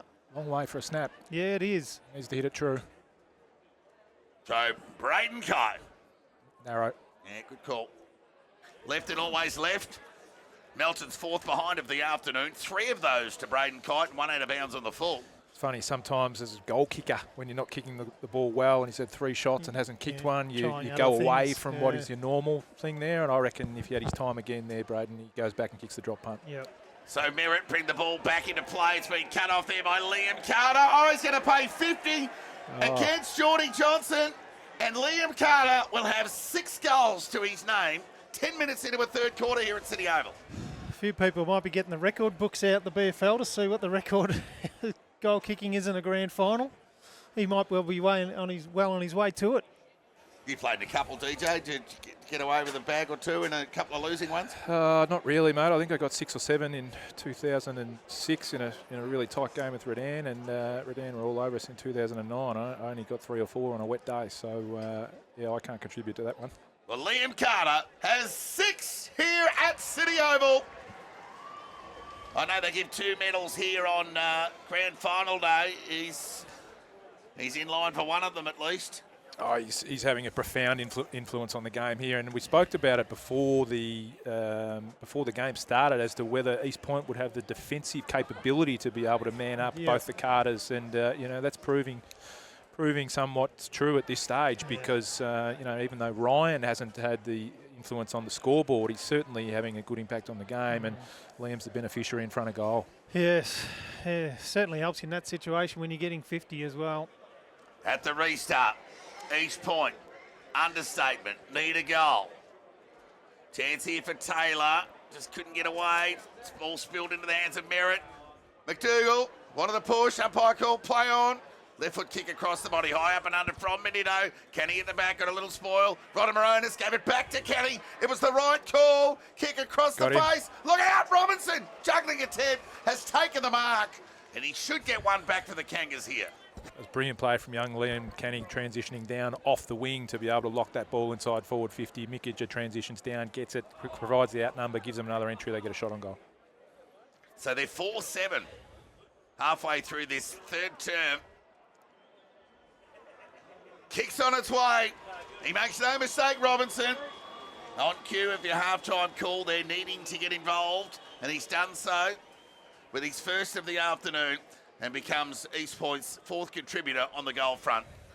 He has 1, Bryson McDougall 1, Jack Jeffrey 1, and Geordie Johnson has 2, who started like a shot out of a cannon, Geordie Johnson, in that opening term, and had a bit of impact in a couple of key moments in that second term. What he is, Geordie, is an X-factor player. Yeah. So they're not generally consistent across 4 quarters, but they can bob up in 6 or 7 minutes and do 3 or 4 things that can win you a game. Yeah, he's certainly a moments player. Ball up. Now that was a hold. Free kick to Taylor. Given where they're positioned at the moment, that probably needs to happen pretty soon. That's good umpiring. So he plays on. Dangerous hand pass, though. Gave it to Jones, who sent the ball out wide into the pocket. Kick meant there for McDougall. He's had a fair year, but turnover opportunity here for Phillips. He too has. Right foot kicked him out of centre wing. Davis got knocked off the footy. It was good pressure there from Q. And there'll be a ball up. What the Melton defenders are doing really well is forcing McDougall to win in front of them and not out the back towards, right, and blocking his path. That's where he's really, really dangerous. So they're keeping the ball in front of him, forcing him to lead, forcing him to win it on that. And Bryson probably hasn't quite had the influence on the game that he would like. Chance for Filmer. Bailed up there. Stolen by Suter. Right foot kick with the outside of the right boot. It's cut off there by Slater. So not dissimilar to the first quarter, trying to get some uncontested marking, but they couldn't get it done there, East Point. So turnover here for the Bloods, but they'll get it back here, East Point. And Howard will get a chance to atone. So there's just no movement. I don't know whether it's just me or... And now that kick is a 50-50. That must be a coach killer, Dan. Yeah, it is. And look, the defenders from East Point were to blame there. None of them set up in an offensive, the ability to be able to take a switch, the ability to be able to get an inside forward 50. They were all very stagnant, as you called, Toddy. All right, you need your defenders to get involved in your offense to be able to push people down and have numbers deeper in offense. That makes sense. Yep. Braden Cott was happy to absorb that tackle. Made no attempt, carried the ball over the line. Obviously no prior. Right call, out of bounds. It is only 21 points. East have just got to stick around and hang around, play this quarter out, maybe eke out another goal. Of course, they did kick the last goal of the game through Robinson. So there goes Merritt. Kick through the ball, just missed McDougall, but kicked it to the right side of him as he can run onto it. Went the soccer. Geez, a go on McDougall, and so too Heaney as they go head to head. McDougall kept his feet, sent the ball forward. Melton. Waste no time, squaring kick. McDougall again. That was a smart bit of play from McDougall, wasn't it? Just laid that very well weighted kick to Melton, and didn't blaze away or anything like that. And now he's bended up back with the footy. He's been a good player for a long time, McDougall. What has he got? He's a very, very underrated athlete. All right, his ability to be able to get up the ground and be able to get back. He's a competitor, right? But he's also smart. He can read the play, and that's how he gets so many goals at the back. He reads the play, he gets out, he trusts his teammate to be able to deliver it to him over. Kick won't get the journey, and it's thumped through for a rush behind. I was screaming for a Geordie Johnson Mark of the Year candidate. One of those moments that you were touching on that is required from the X-Factor talent as Riley Walker loafs away and goes to the outer side with a penetrating kick at speed. And I like the way that they get that airspeed with the footy. It makes it really difficult for opposition to shut that down. Of course, the ball travels quicker than feet, so you don't have to be the quickest team going around if you kick the ball well. So there'll be a pull up. Half forward, outer side of the ground. Tap one by Farrugia. Rodder Moronis never far away. Matty Johnson wanting a free, but denied. So you talked about Melton's forward setup in the last quarter, DJ. Have a look at East Point's setup. See what your thoughts are there. Yep, so you can see Melton have got a spare behind the ball. Yep. All right, so they're generating that off East Point, sending one up, and there's Filmer, I think it's Filmer, number 14 up there, and he's going up, and Melton are able to get a drop off. So if this ball comes into defensive 50 now for Melton, they're going to have an advantage. Yep. The key is that can East get an advantage out of their extra number around the contest? Can they use it to break out and get an unpressured exit, be able to kick it to advantage? Yep. Of course, those watching via the vision can't see that extra behind the ball, so it's good identification from you guys, just cluing in, because the cameras essentially follow the ball, so it's good to know what's going on that's not necessarily in the vision. But when you look at how contested these both sides are, there hasn't been a lot of decisive exits from stoppages today, though, either, has there? Yeah, don't underestimate Melton's pressure around the ball. Jeffrey's gather was terrific.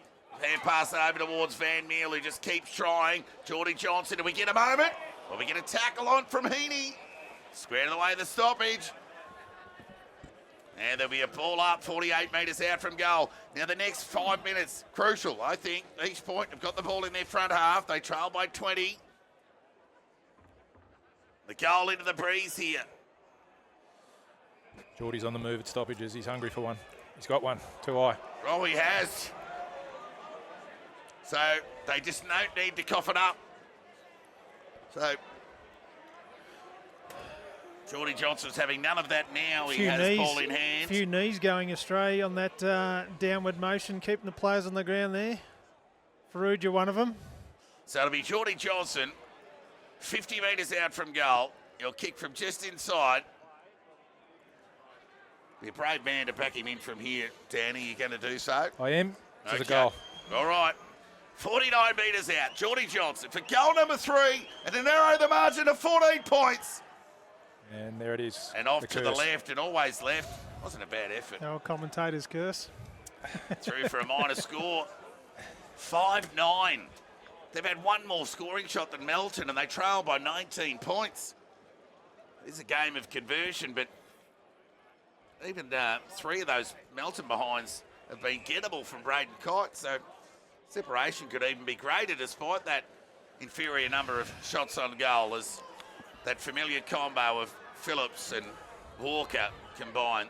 Terrific defenders, those two. They must have be on speed dial on their phones as they get towards centre wing broadcast side. And Geordie Johnson, the man you speak of, has got an important role to play. Important touch there from Hickey. Geordie Kite's touch was great. Gave it back to Hickey. Over to Jack Walker. Davis pushing forward. Needs a favourable bounce. Got around Brown. Able to sit for him. Slater provides the reinforcement and got it over the line for a boundary throw-in. It was actually a really clever kick because East had all the numbers back there, and if he had just blazed away, they would have taken position. He went skinny, he created a contest, they get forward half footy, stop inside their forward 50. So we went 7 minutes in East Point's front half, and then in an instant, it's in the danger zone for the Bloods.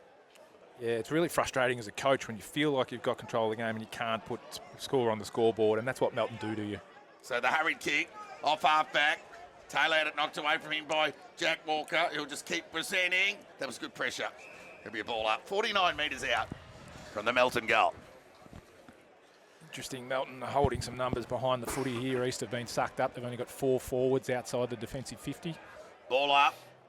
Tap one by Ryan Carter. Second one at that. And as far as Brown, who measures the kick to Robinson, who's pushed up towards half back. He's got Merritt on his outside, and he's got Taylor there too. So, but he takes it on himself. That wasn't bad there from Robinson. Tumbling kick though to a 4-on-1. And that's what I spoke about. Oh, numbers. look out! Geordie Johnson's going to square away a stoppage here. This will be a result. But for the Kangas, McIntyre dropped it. Got away with it. There's another drop. Oh, how East Point have ended up with this footy, I don't know, Dan. Yeah, well, it was a great effort from Geordie Johnson, 4-on-1 to lock that ball up. It gave time for the cavalry to arrive, and then they were able to assert some pressure and get a turnover. So Cairns goes into the pocket. Nearly a chop. Umpire's paid it.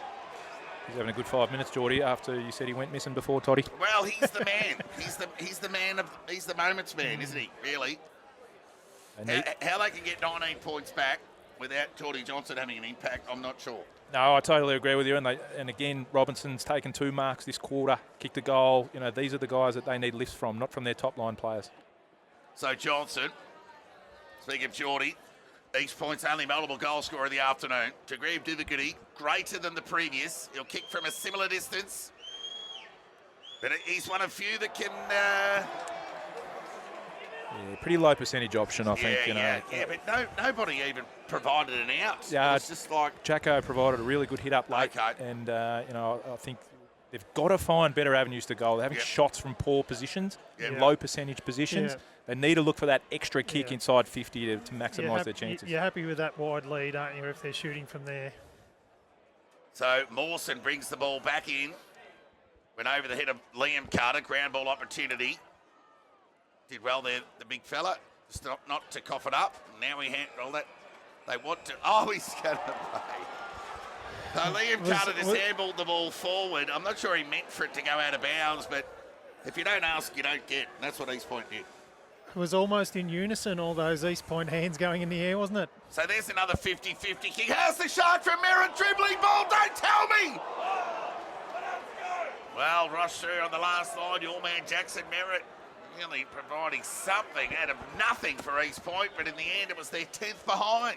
Yeah, Carmody's thrown him forward, you know what he can do, and we saw it all too well last week with a really clutch goal to put East Point into the grand final, but he's going to be very, very dangerous, and they need him to be. Well, you can't defend the game now, can you, really? You've got to win it. So here's a chance for Howard. Pressure good from Borg, bit of a sling, and paid. It's the right call, especially if you get the call in before the decision. Sort of takes away the effect of the Bloods' disappointment. Oh, there's the fly from Cairns. Terrific grab. Yeah, he's now got even numbers. That's when he should have got it in. Should have wheeled and got that in quickly. Another good young player at East Point. Gee, they bat deep.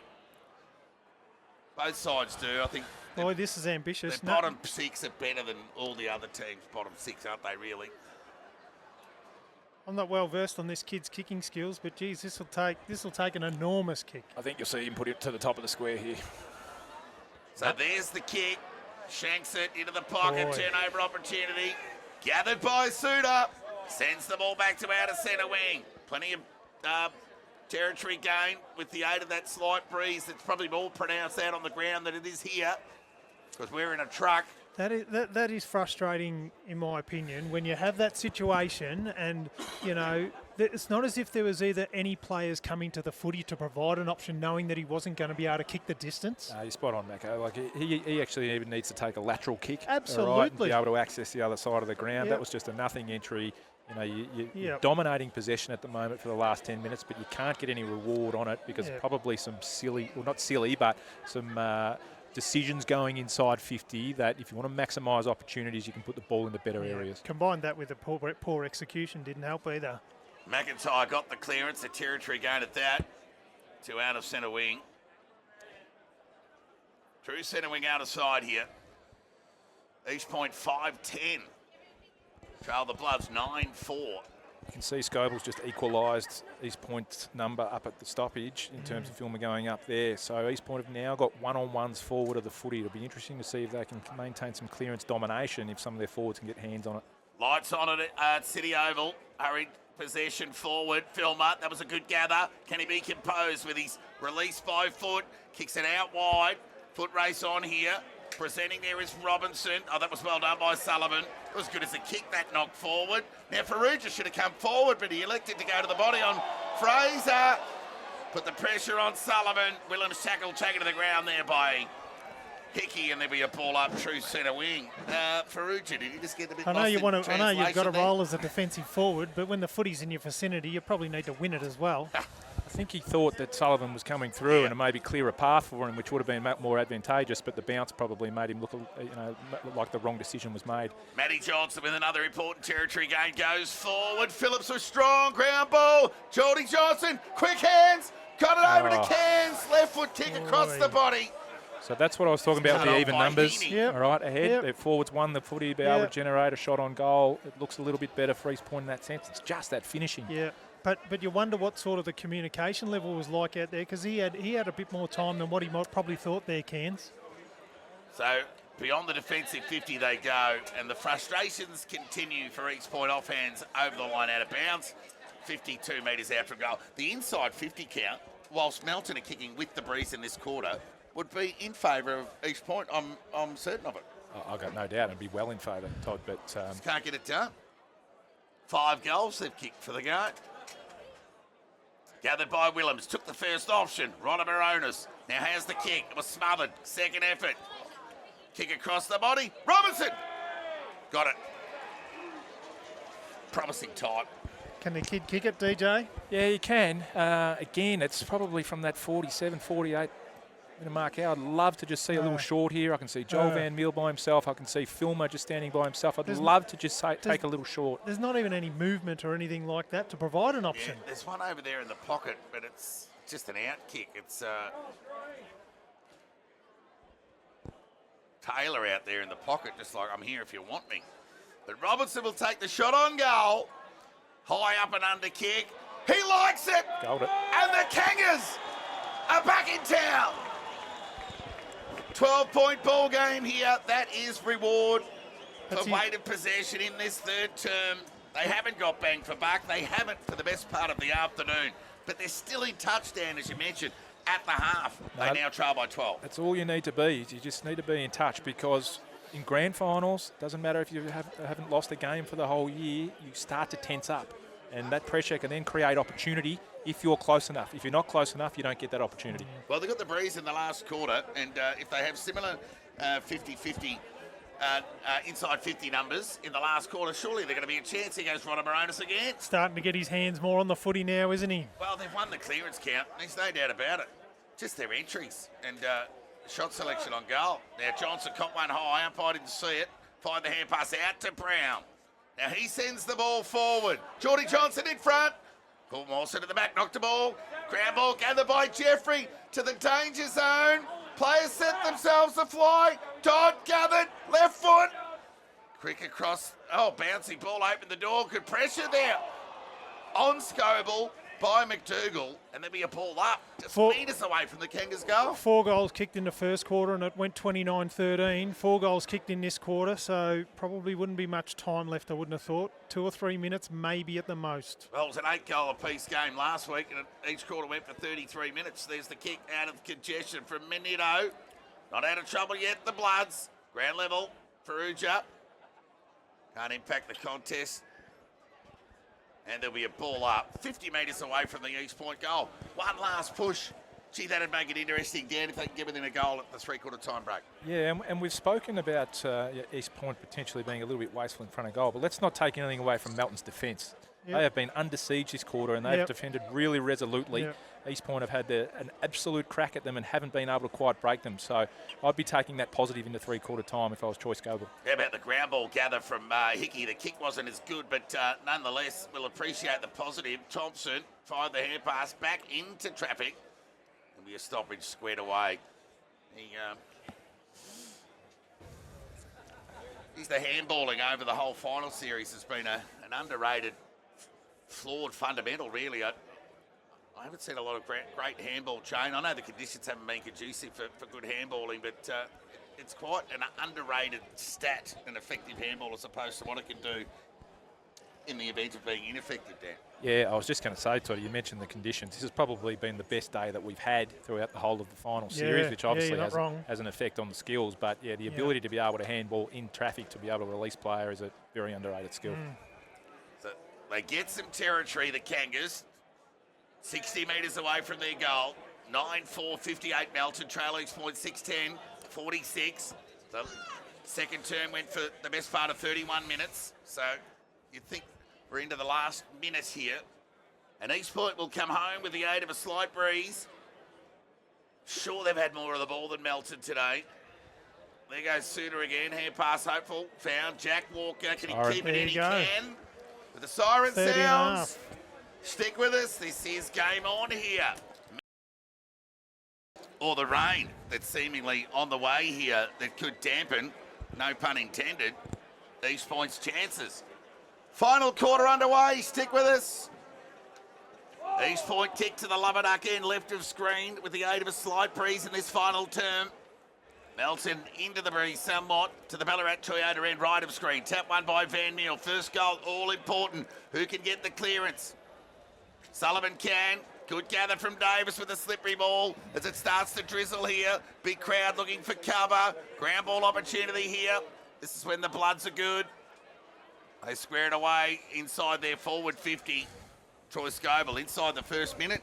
An all-important first 50 entry. That's good for a coach then. Always better when the rain starts coming down and the ball's in your half, Toddy. Ball up. We'll give that to Van Meel. Matty Johnson behind the footy. Dribbling hand pass was a clever one. Got it to Fraser. Was just hopeful rather than anything else with the territory gain. Who can gather? Manito could. Set the ball forward for Ruja. Marked it like a dry footy. And that was a really good setup behind the footy that Melton had with their numbers there. When the exit came through, they were able to generate their numbers and access the other side of the ground where the density wasn't, allowing Ferrugia to have a jump and take the mark. It just looks like when Melton go forward, there's less congestion than what we've seen in the event of East Point going forward earlier in the day. Yeah, that's because of a number of things. One, Melton are a heavy numbers backside. They want you to go through, so it always looks much more congested on the opposition's forward 50. Whereas conversely, when Melton are able to access the other side of the ground, most of the density in the population was over on the other side, but it was bypassed. Ferrugia with an all-important shot on goal. He's put it through, and the Bloods get the all-important first one here at City Oval. How many big moments has Conrad Ferrugia had in this final series? Indeed, and he doesn't have to have a lot of the ball. he's often outnumbered, and he gets big roles, like go on, Matty Brett, play on him for a bit. Billy Myers, and today he's gone forward into the ruck. He's quite a follower as opposed to a ruckman. He kicked 3 important goals for Melton against East in the first final. And his first 15 or 16 games of senior footy were all played in the back half. So promising tight. Ball up at the restart. Can East Point respond? Game on. Canny off centre wing. Gets the clearance. Tumbling ball forward. Danger here. Gather was good from McDougall. Look for Jeffrey. Clever little tap over towards Taylor. He has a shot on goal, and it's off to the right. Just needed a little bit more composure. It's twice I've seen Bryson McDougall perhaps not give the first give. All right, trying to take possession and break the tackle where he's had support around him. If he just gives that first give, they get a shot on goal. So rain, albeit light, will start to have an impact. The ball being skid, so it might be a bit more sort of territory gain with by foot. Overhead marking made that a little bit more difficult. As Benito will bring the ball back into play. It's a beautiful kick into the breeze. The half back. McDougall a fly. Swing and a miss. And Carter has had a day out. 6-pack, in fact. And I'm not speaking of the beer. He's got 6 goals. And he's still working hard in the back half. And Hickey, tireless contributor. Of course, the Bloods had their vote count last week. And just 6 votes separate the top 10 players in their vote count. So more to play out there. More to play out here, more importantly.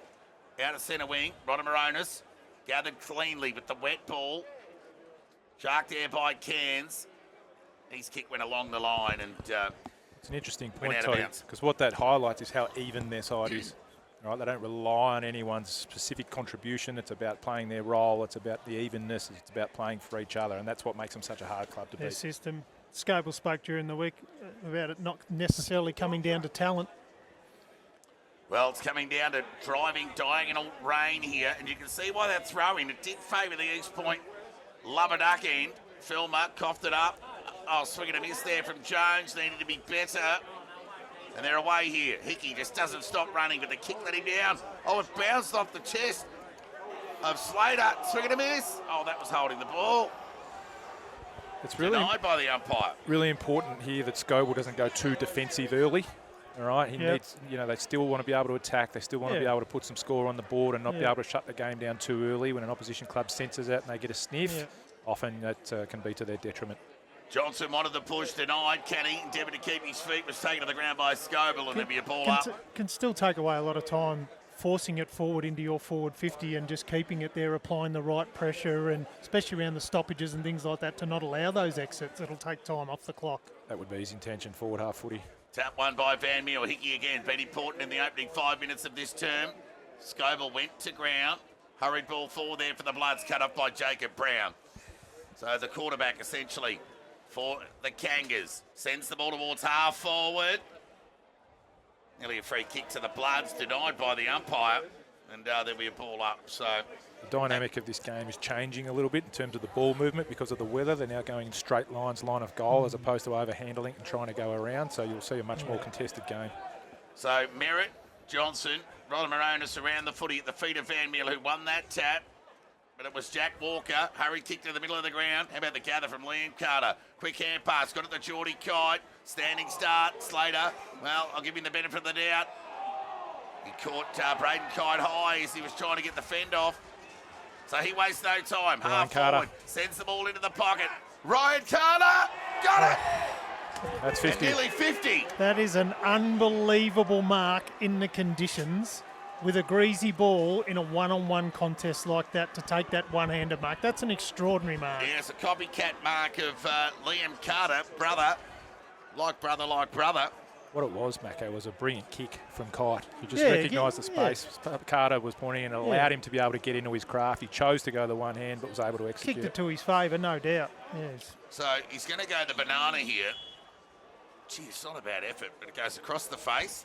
So they'll get the ball back here, East Point.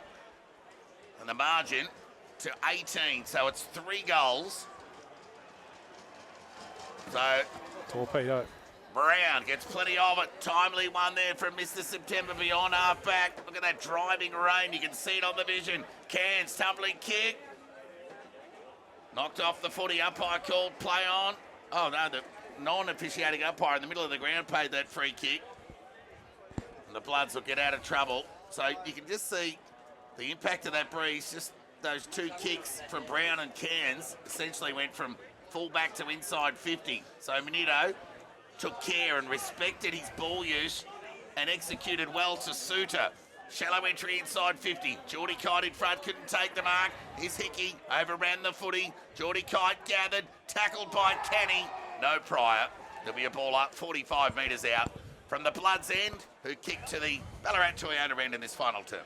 There's a really good pattern as a small forward from Hickey to get to the front of that contest. Often you can see them sagging behind, and he got there, made a contest, they get a stoppage.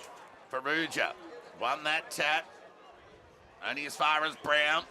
Telling territory game to broadcast centre wing. Jeffrey couldn't gather. Walker, clever kick, tried to find Scoville, went past him. Hickey went the man, not the ball. Kenny did well. Square away a stoppage here with a 2-on-1. There'll be a ball up on half forward broadcast side. 8 goals, 1 out of the 10 goals, 5 the two Carter brothers have kicked. Extraordinary effort from the two. Melton have generated their spare behind the ball again. I like that look better for them. I think they get more impetus out of it. Here's the spare here. So there's the high up and under kick from clearance. Another clearance win from Ronald Baronis. Handley went looking for Heaney, couldn't gather. Cairns went searching for Willems, who went the soccer. Ricocheted off Sullivan, opened the door for Handley, couldn't gather. Here go East Point. Hand pass was loose, hopeful, turnover, and away they go through Scoville to half forward to the Carter direction. Oh, he's got 101s. And he wastes no time, Liam Carter sends the ball forward to Brother Ryan. Uncontested chest mark, 15 metres out from goal. Yeah, Great you called it, block Macca. by What a great block out from Braden Kite to allow Ryan Carter to come back and mark unopposed. He could easily have gone for that mark there and held out, but that's great team play. Doesn't get a stat for it, but a great effort. In all likelihood, he's about to become the 9th goal of 11 for Melton from a Carter. Yeah, really smart play there from Kite. Just held his ground. So, I've given the commentators curse as well. Ryan Carter, the trusty boot. He's kicked 45 goals this year. And it's a handy point. 19-point advantage, 9.5 minutes into a final term of a grand final. It's just kept the door slightly ajar. 3 shots on goal, Toddy, and they haven't been able to put the nail in the coffin yet. So if I'm East Point, I'm thinking we're still around. We're still a chance here. I've been in that position before. Yep. So Brown, he'll go a long option. He'll go with the old torp off the side. Shank, territory gain. We'll call it that. But they've got numbers here, the Bloods, but an important fist on the ball from Kenny. Foot race on. Jeffrey leads into the race. Oh, that's a trip. That's the right call. And it'll come back to Jeffrey. What East Point rule that came in a couple of years ago with going to ground. And Gary Rowan, the broken leg. Yeah. Slide rule. And he's a bit sore too, Jeffrey. What East Point are trying to do here is just create a little bit of chaos, right, and really challenge Melton's system. So far, Melton cool heads, keeping their system behind the ball, being able to stand up.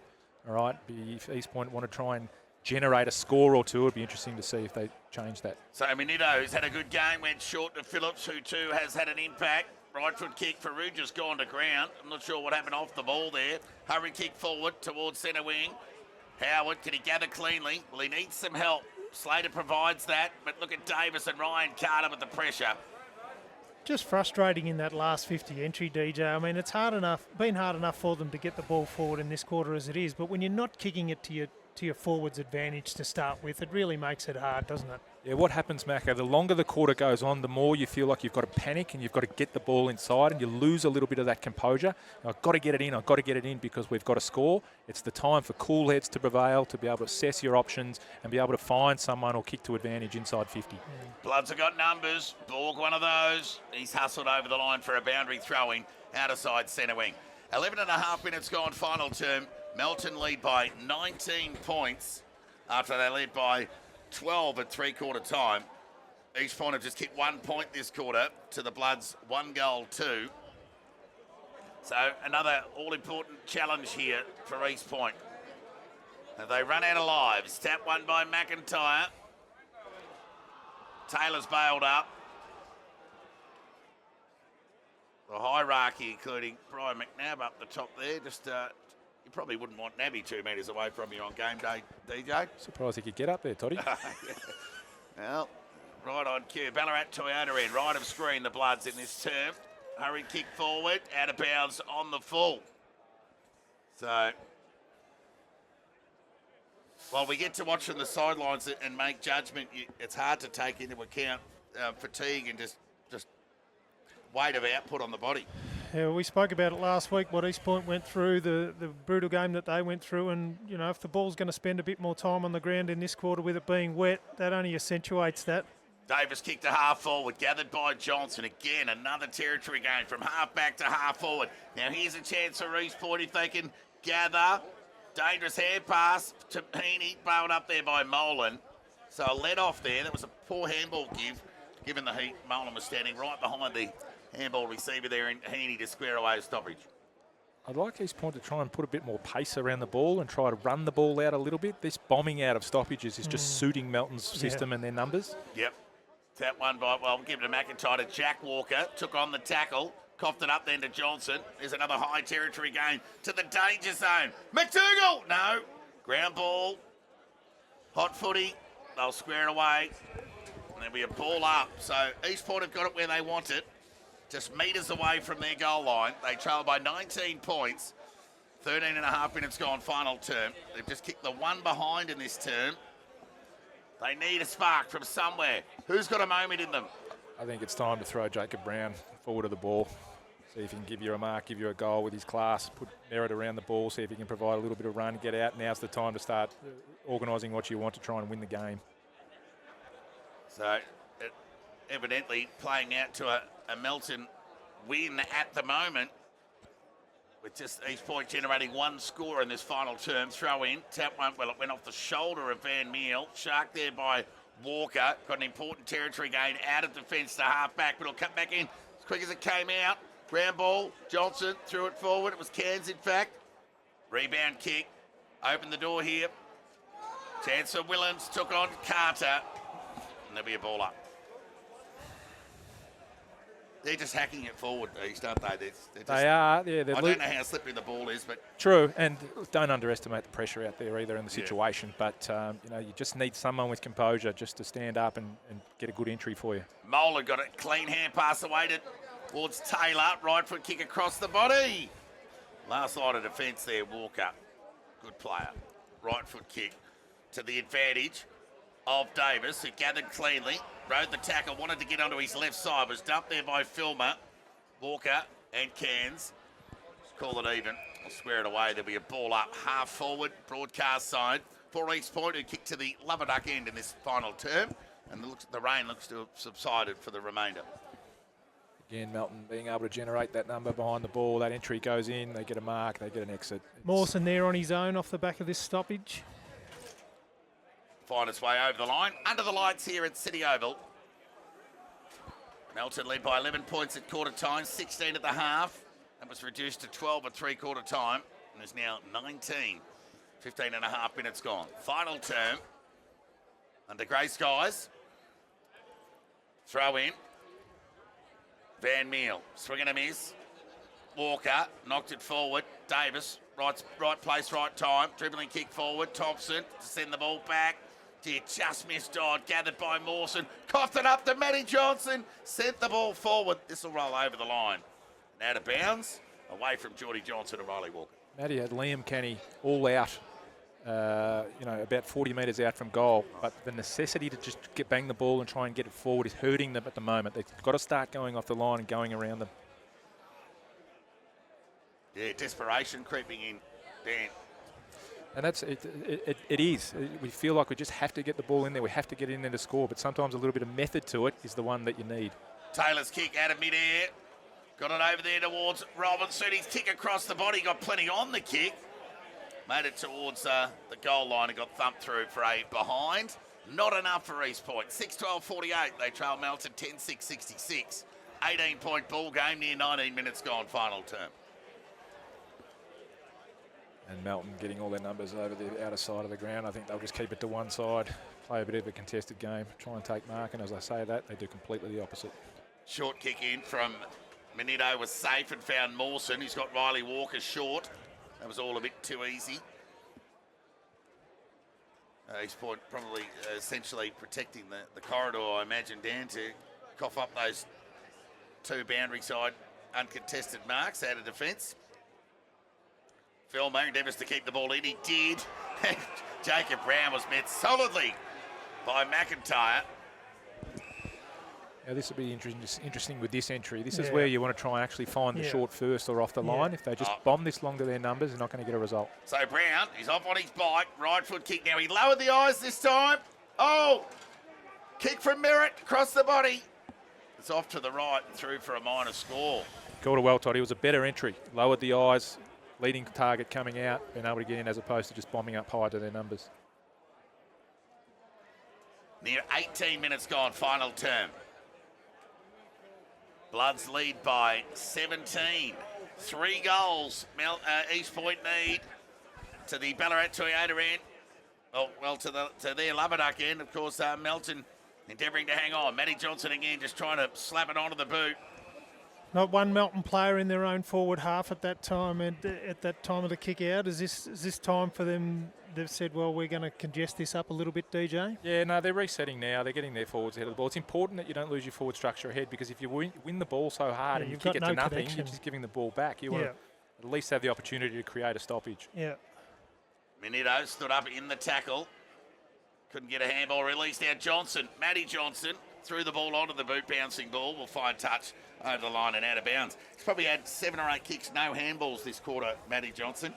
Probably, for 300 metres game. Not possessions that are having an influence. Not possessions that are having an influence on the game. Put it that way. Yeah. Boundary throw in. In front. Van Meel knocked away from him by McIntyre. Cairns tackle, taken to the ground. Coughed it up. Oh, he's paid deliberate as he released the ball into the tackle. While it was there, they just don't pay it in this comp until now. Yeah, the momentum was there with the tackle, slung him around, and he's just said, well, I'll go with the momentum and let the footy go over the line. So it'll be Manito again. Right foot kick towards half-back. McIntyre in front. Didn't get a hand on it. At the back was Fraser. Kick smothered by Liam Carter. Coughed it up, though, to Q. Just threw the ball onto the boot. Coughed it up, Hickey. Could have handballed the ball backwards there and maybe got a lateral approach there rather than trying to just kick that ball where it's come back from.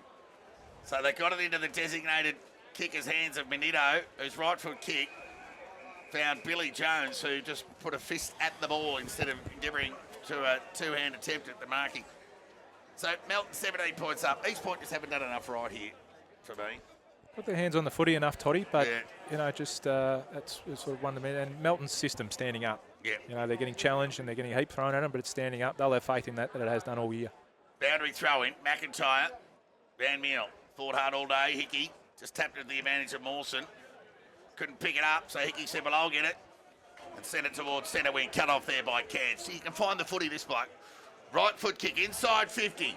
Johnson in front. Knocked away from him there by Riley Walker. Now can East Point get on the end of this? Can he gathered? Quick hands. Got it to Dodd. Sent the ball forward. And a pulse. A pulse for East Point as we move into time on final term. We've got an 11-point ball game. It's more than a pulse, Toddy. They are doing all the attacking at the moment, and there is plenty of time left in this game. There's a great snap there on the left foot from young Dodd. Kick truly. 7-13 East Point, 55. Trail Melton, 10-6-66, 21 minutes gone. We probably guessed there was be 9 or 10 minutes left. I mean, it's been a low-scoring term, but leaded with stoppage. Any further changes you'd consider at this stage, Dean? It's just really important that Melton don't go too defensive. There's so much time left in the game, and they need to continue to attack, all right? Because the best way for them to be able to win this game is to kick another goal or two. So Q, off the back of that handball give from Johnson, sent the ball into attack. Brown went the spoil, suit up, knocked it forward. East Point wanting a deliberate. So Jacob Brown's gone forward by the looks. 11-point ball game. Stick with us by the Red Onion Media Group and the BFNL Match Centre, bringing you all the pictures. And Jordan Grant, McMillan, Todd Whelan with you. Throw in. Time on final term. Van Meer won the tap. Dangerous one. Scoble was there. Behind the footy, sent the ball back towards half-back. Liam Carter been terrific. Quick hands, got it over towards Kite. Dumped as he kicked down the ground. Oh, A little handy for Melton, that one. indeed. They can take a breath and get a territory gain. It'll be Heaney onto the left boot. Can just lower the eyes. Went short. Found Liam Carter. Gee, I can't believe he's got the medal around his neck already. And anyway, he'd rather a premiership medal, and that's yet to be confirmed. Right foot kick at the back.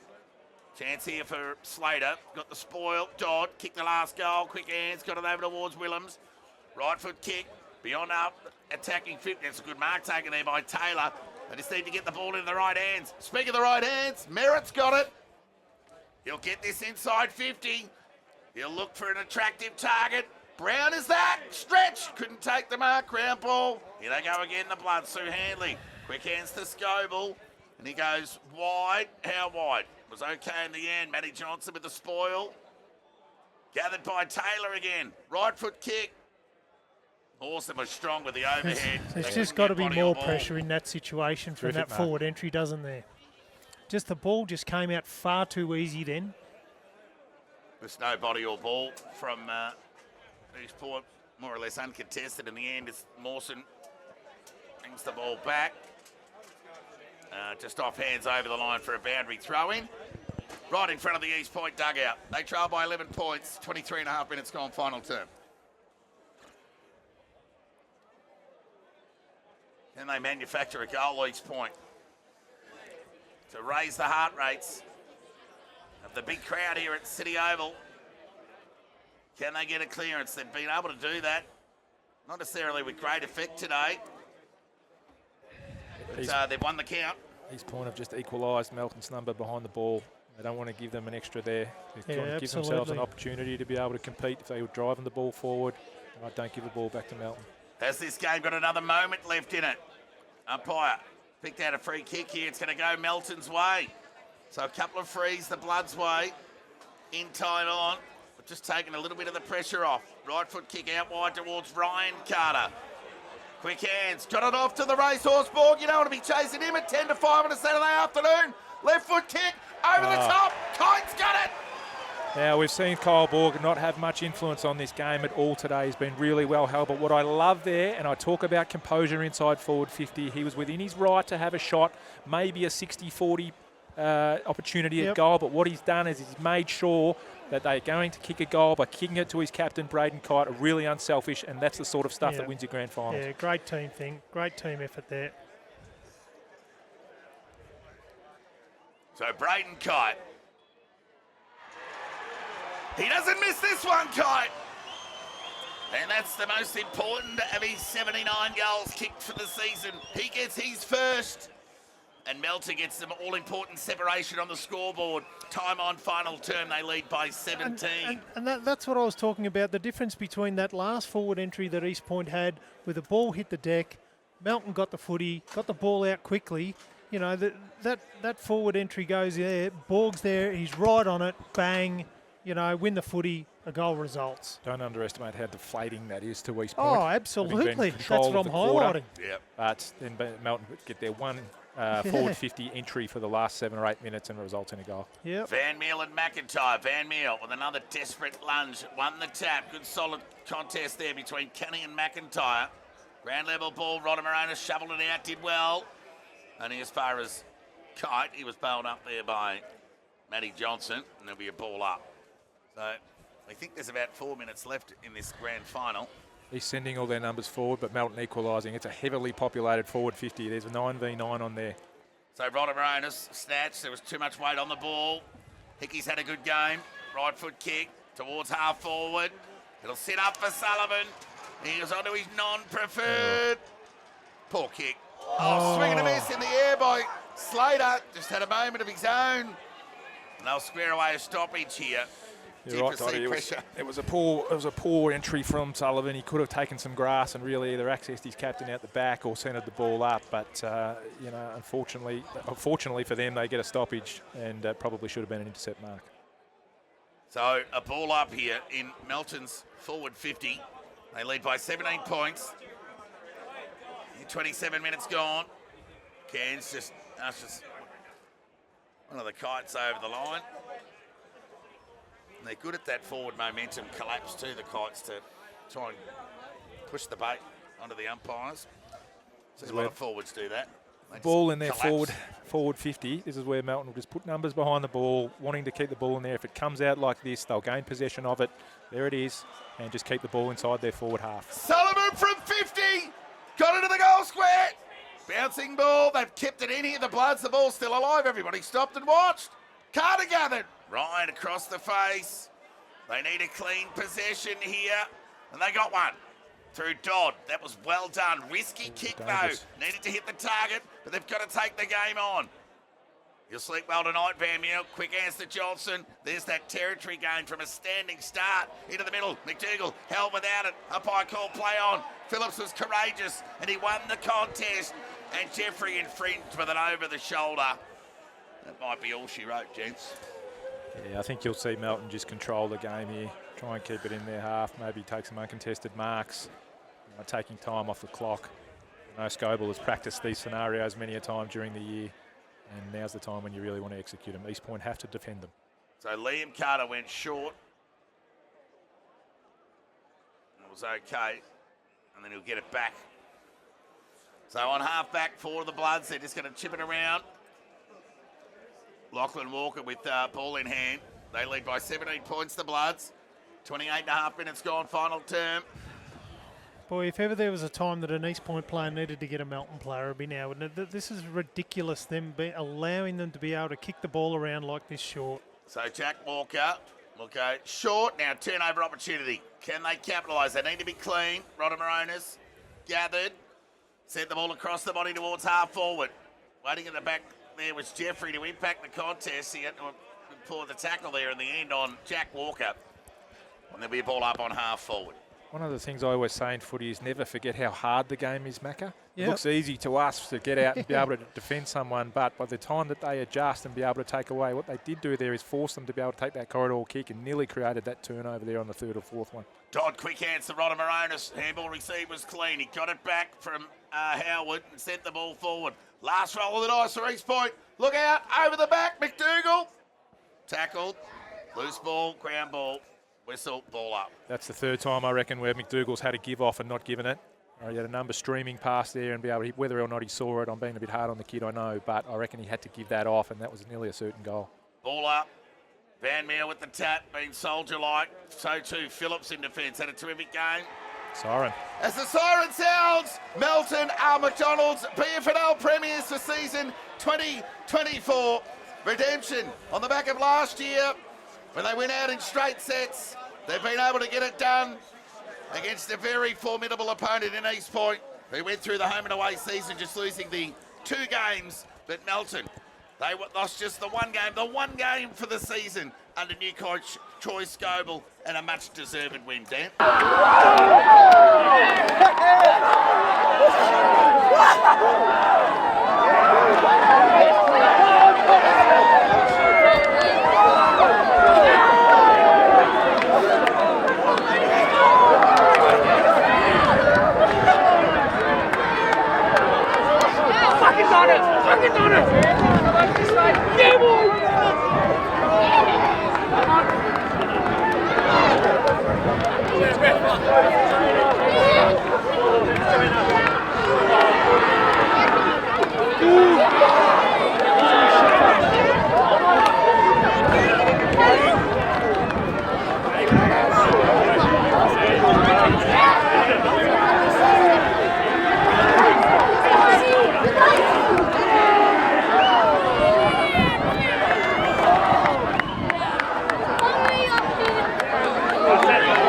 I got your nose.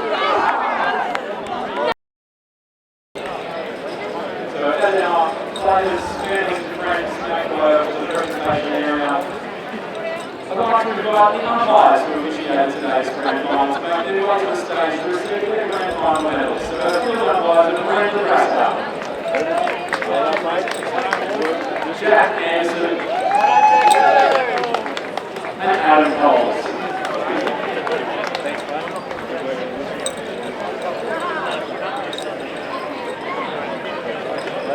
Our boundary umpires, Joshua Rowe.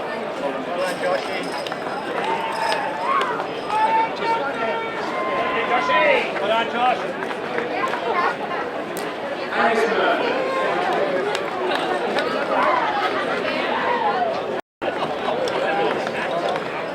And John Seary. And today's emergency umpire, Chris Jones.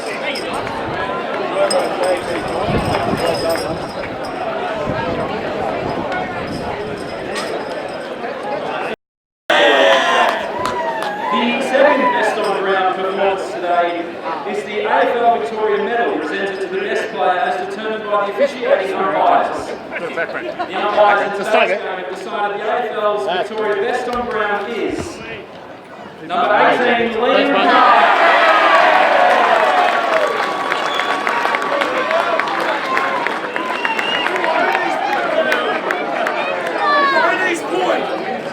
The AFL Victoria Medal is proudly presented by Jason Martin.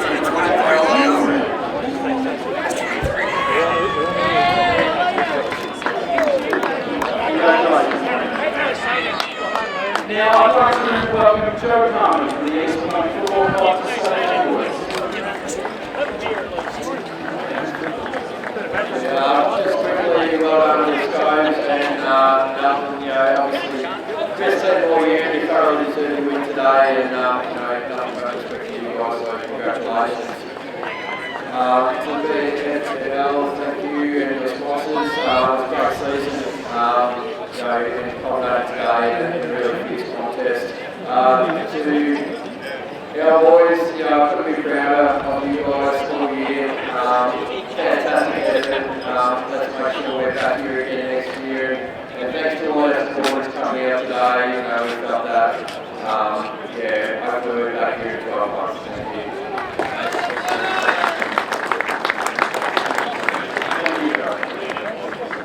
And I'd now like to invite to the stage the Premiership coach, Troy Scott.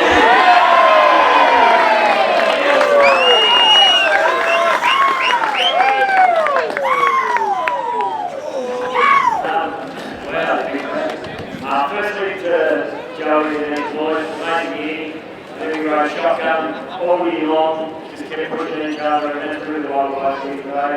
And then again, this was great again. So obviously it's during the season, all your teams win.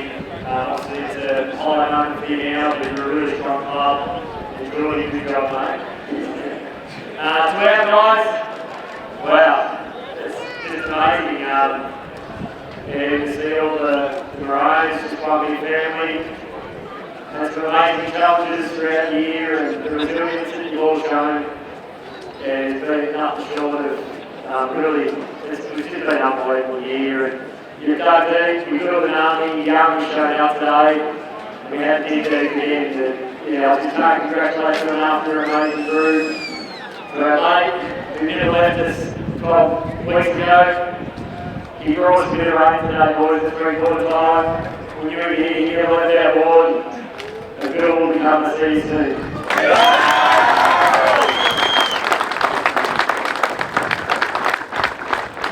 Now I'd like to invite Chairman of the Ballarat Football League, Adrian Medio, to start presenting our Premiership medals to the Melton Football Club. Just some general housekeeping. If we do have official photographers and media, if we could please respect this space in front of the stage, and then photos will be taken in front of the toilet announcements as well. So,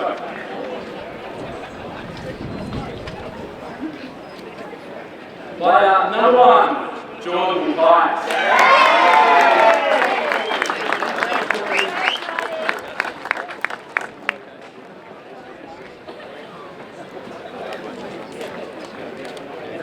Number 2, Max Stovall.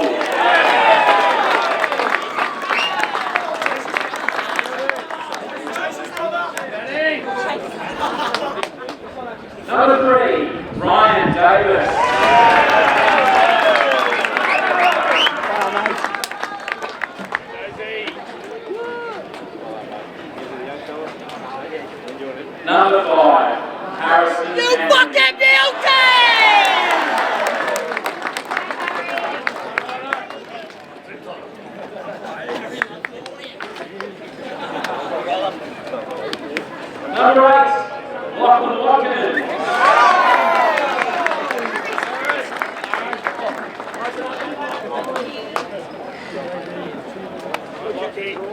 Number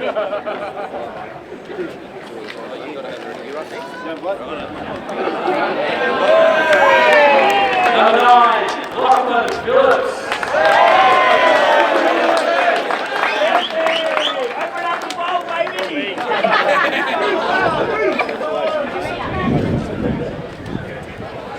Number 10, Jacob Hickey.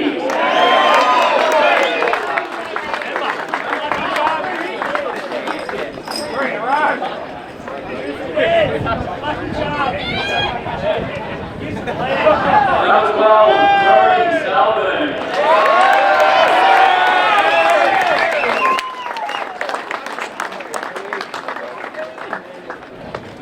Number 14, Lachlan Walker.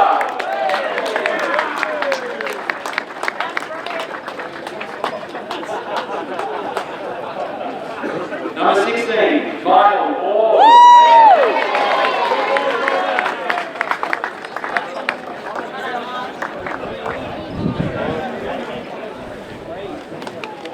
Number 18, Liam Carter.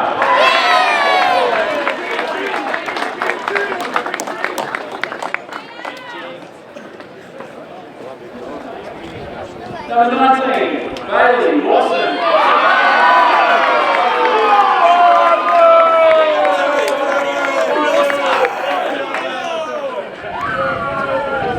Number 20, Lachlan Erickson.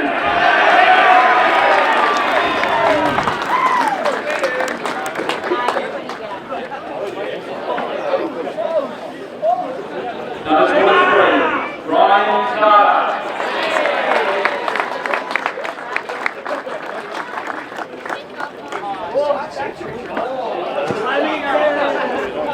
Number 26, Brett McIntyre.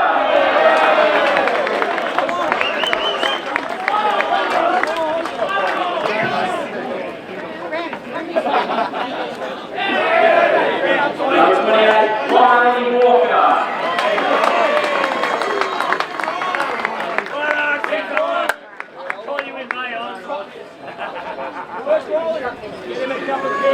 Number 31, Conrad Ruger.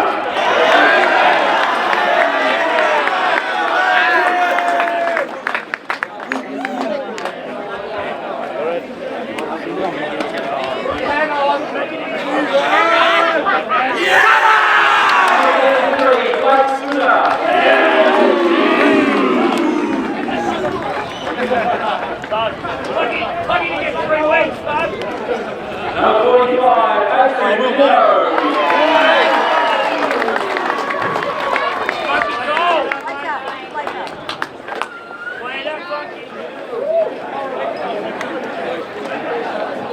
Number 46, Luke Meany.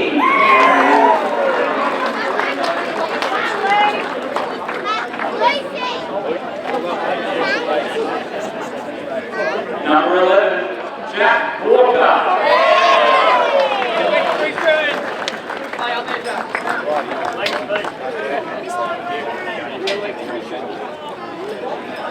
And number 7, Brayden Knight.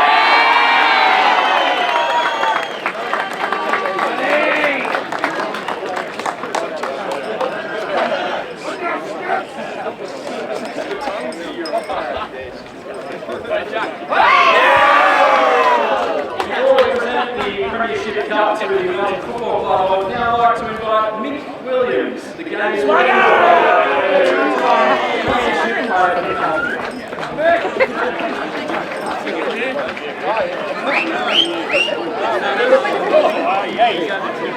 We're pleased to invite all the coaches and captains up to the stage to receive the Premiership Cup from the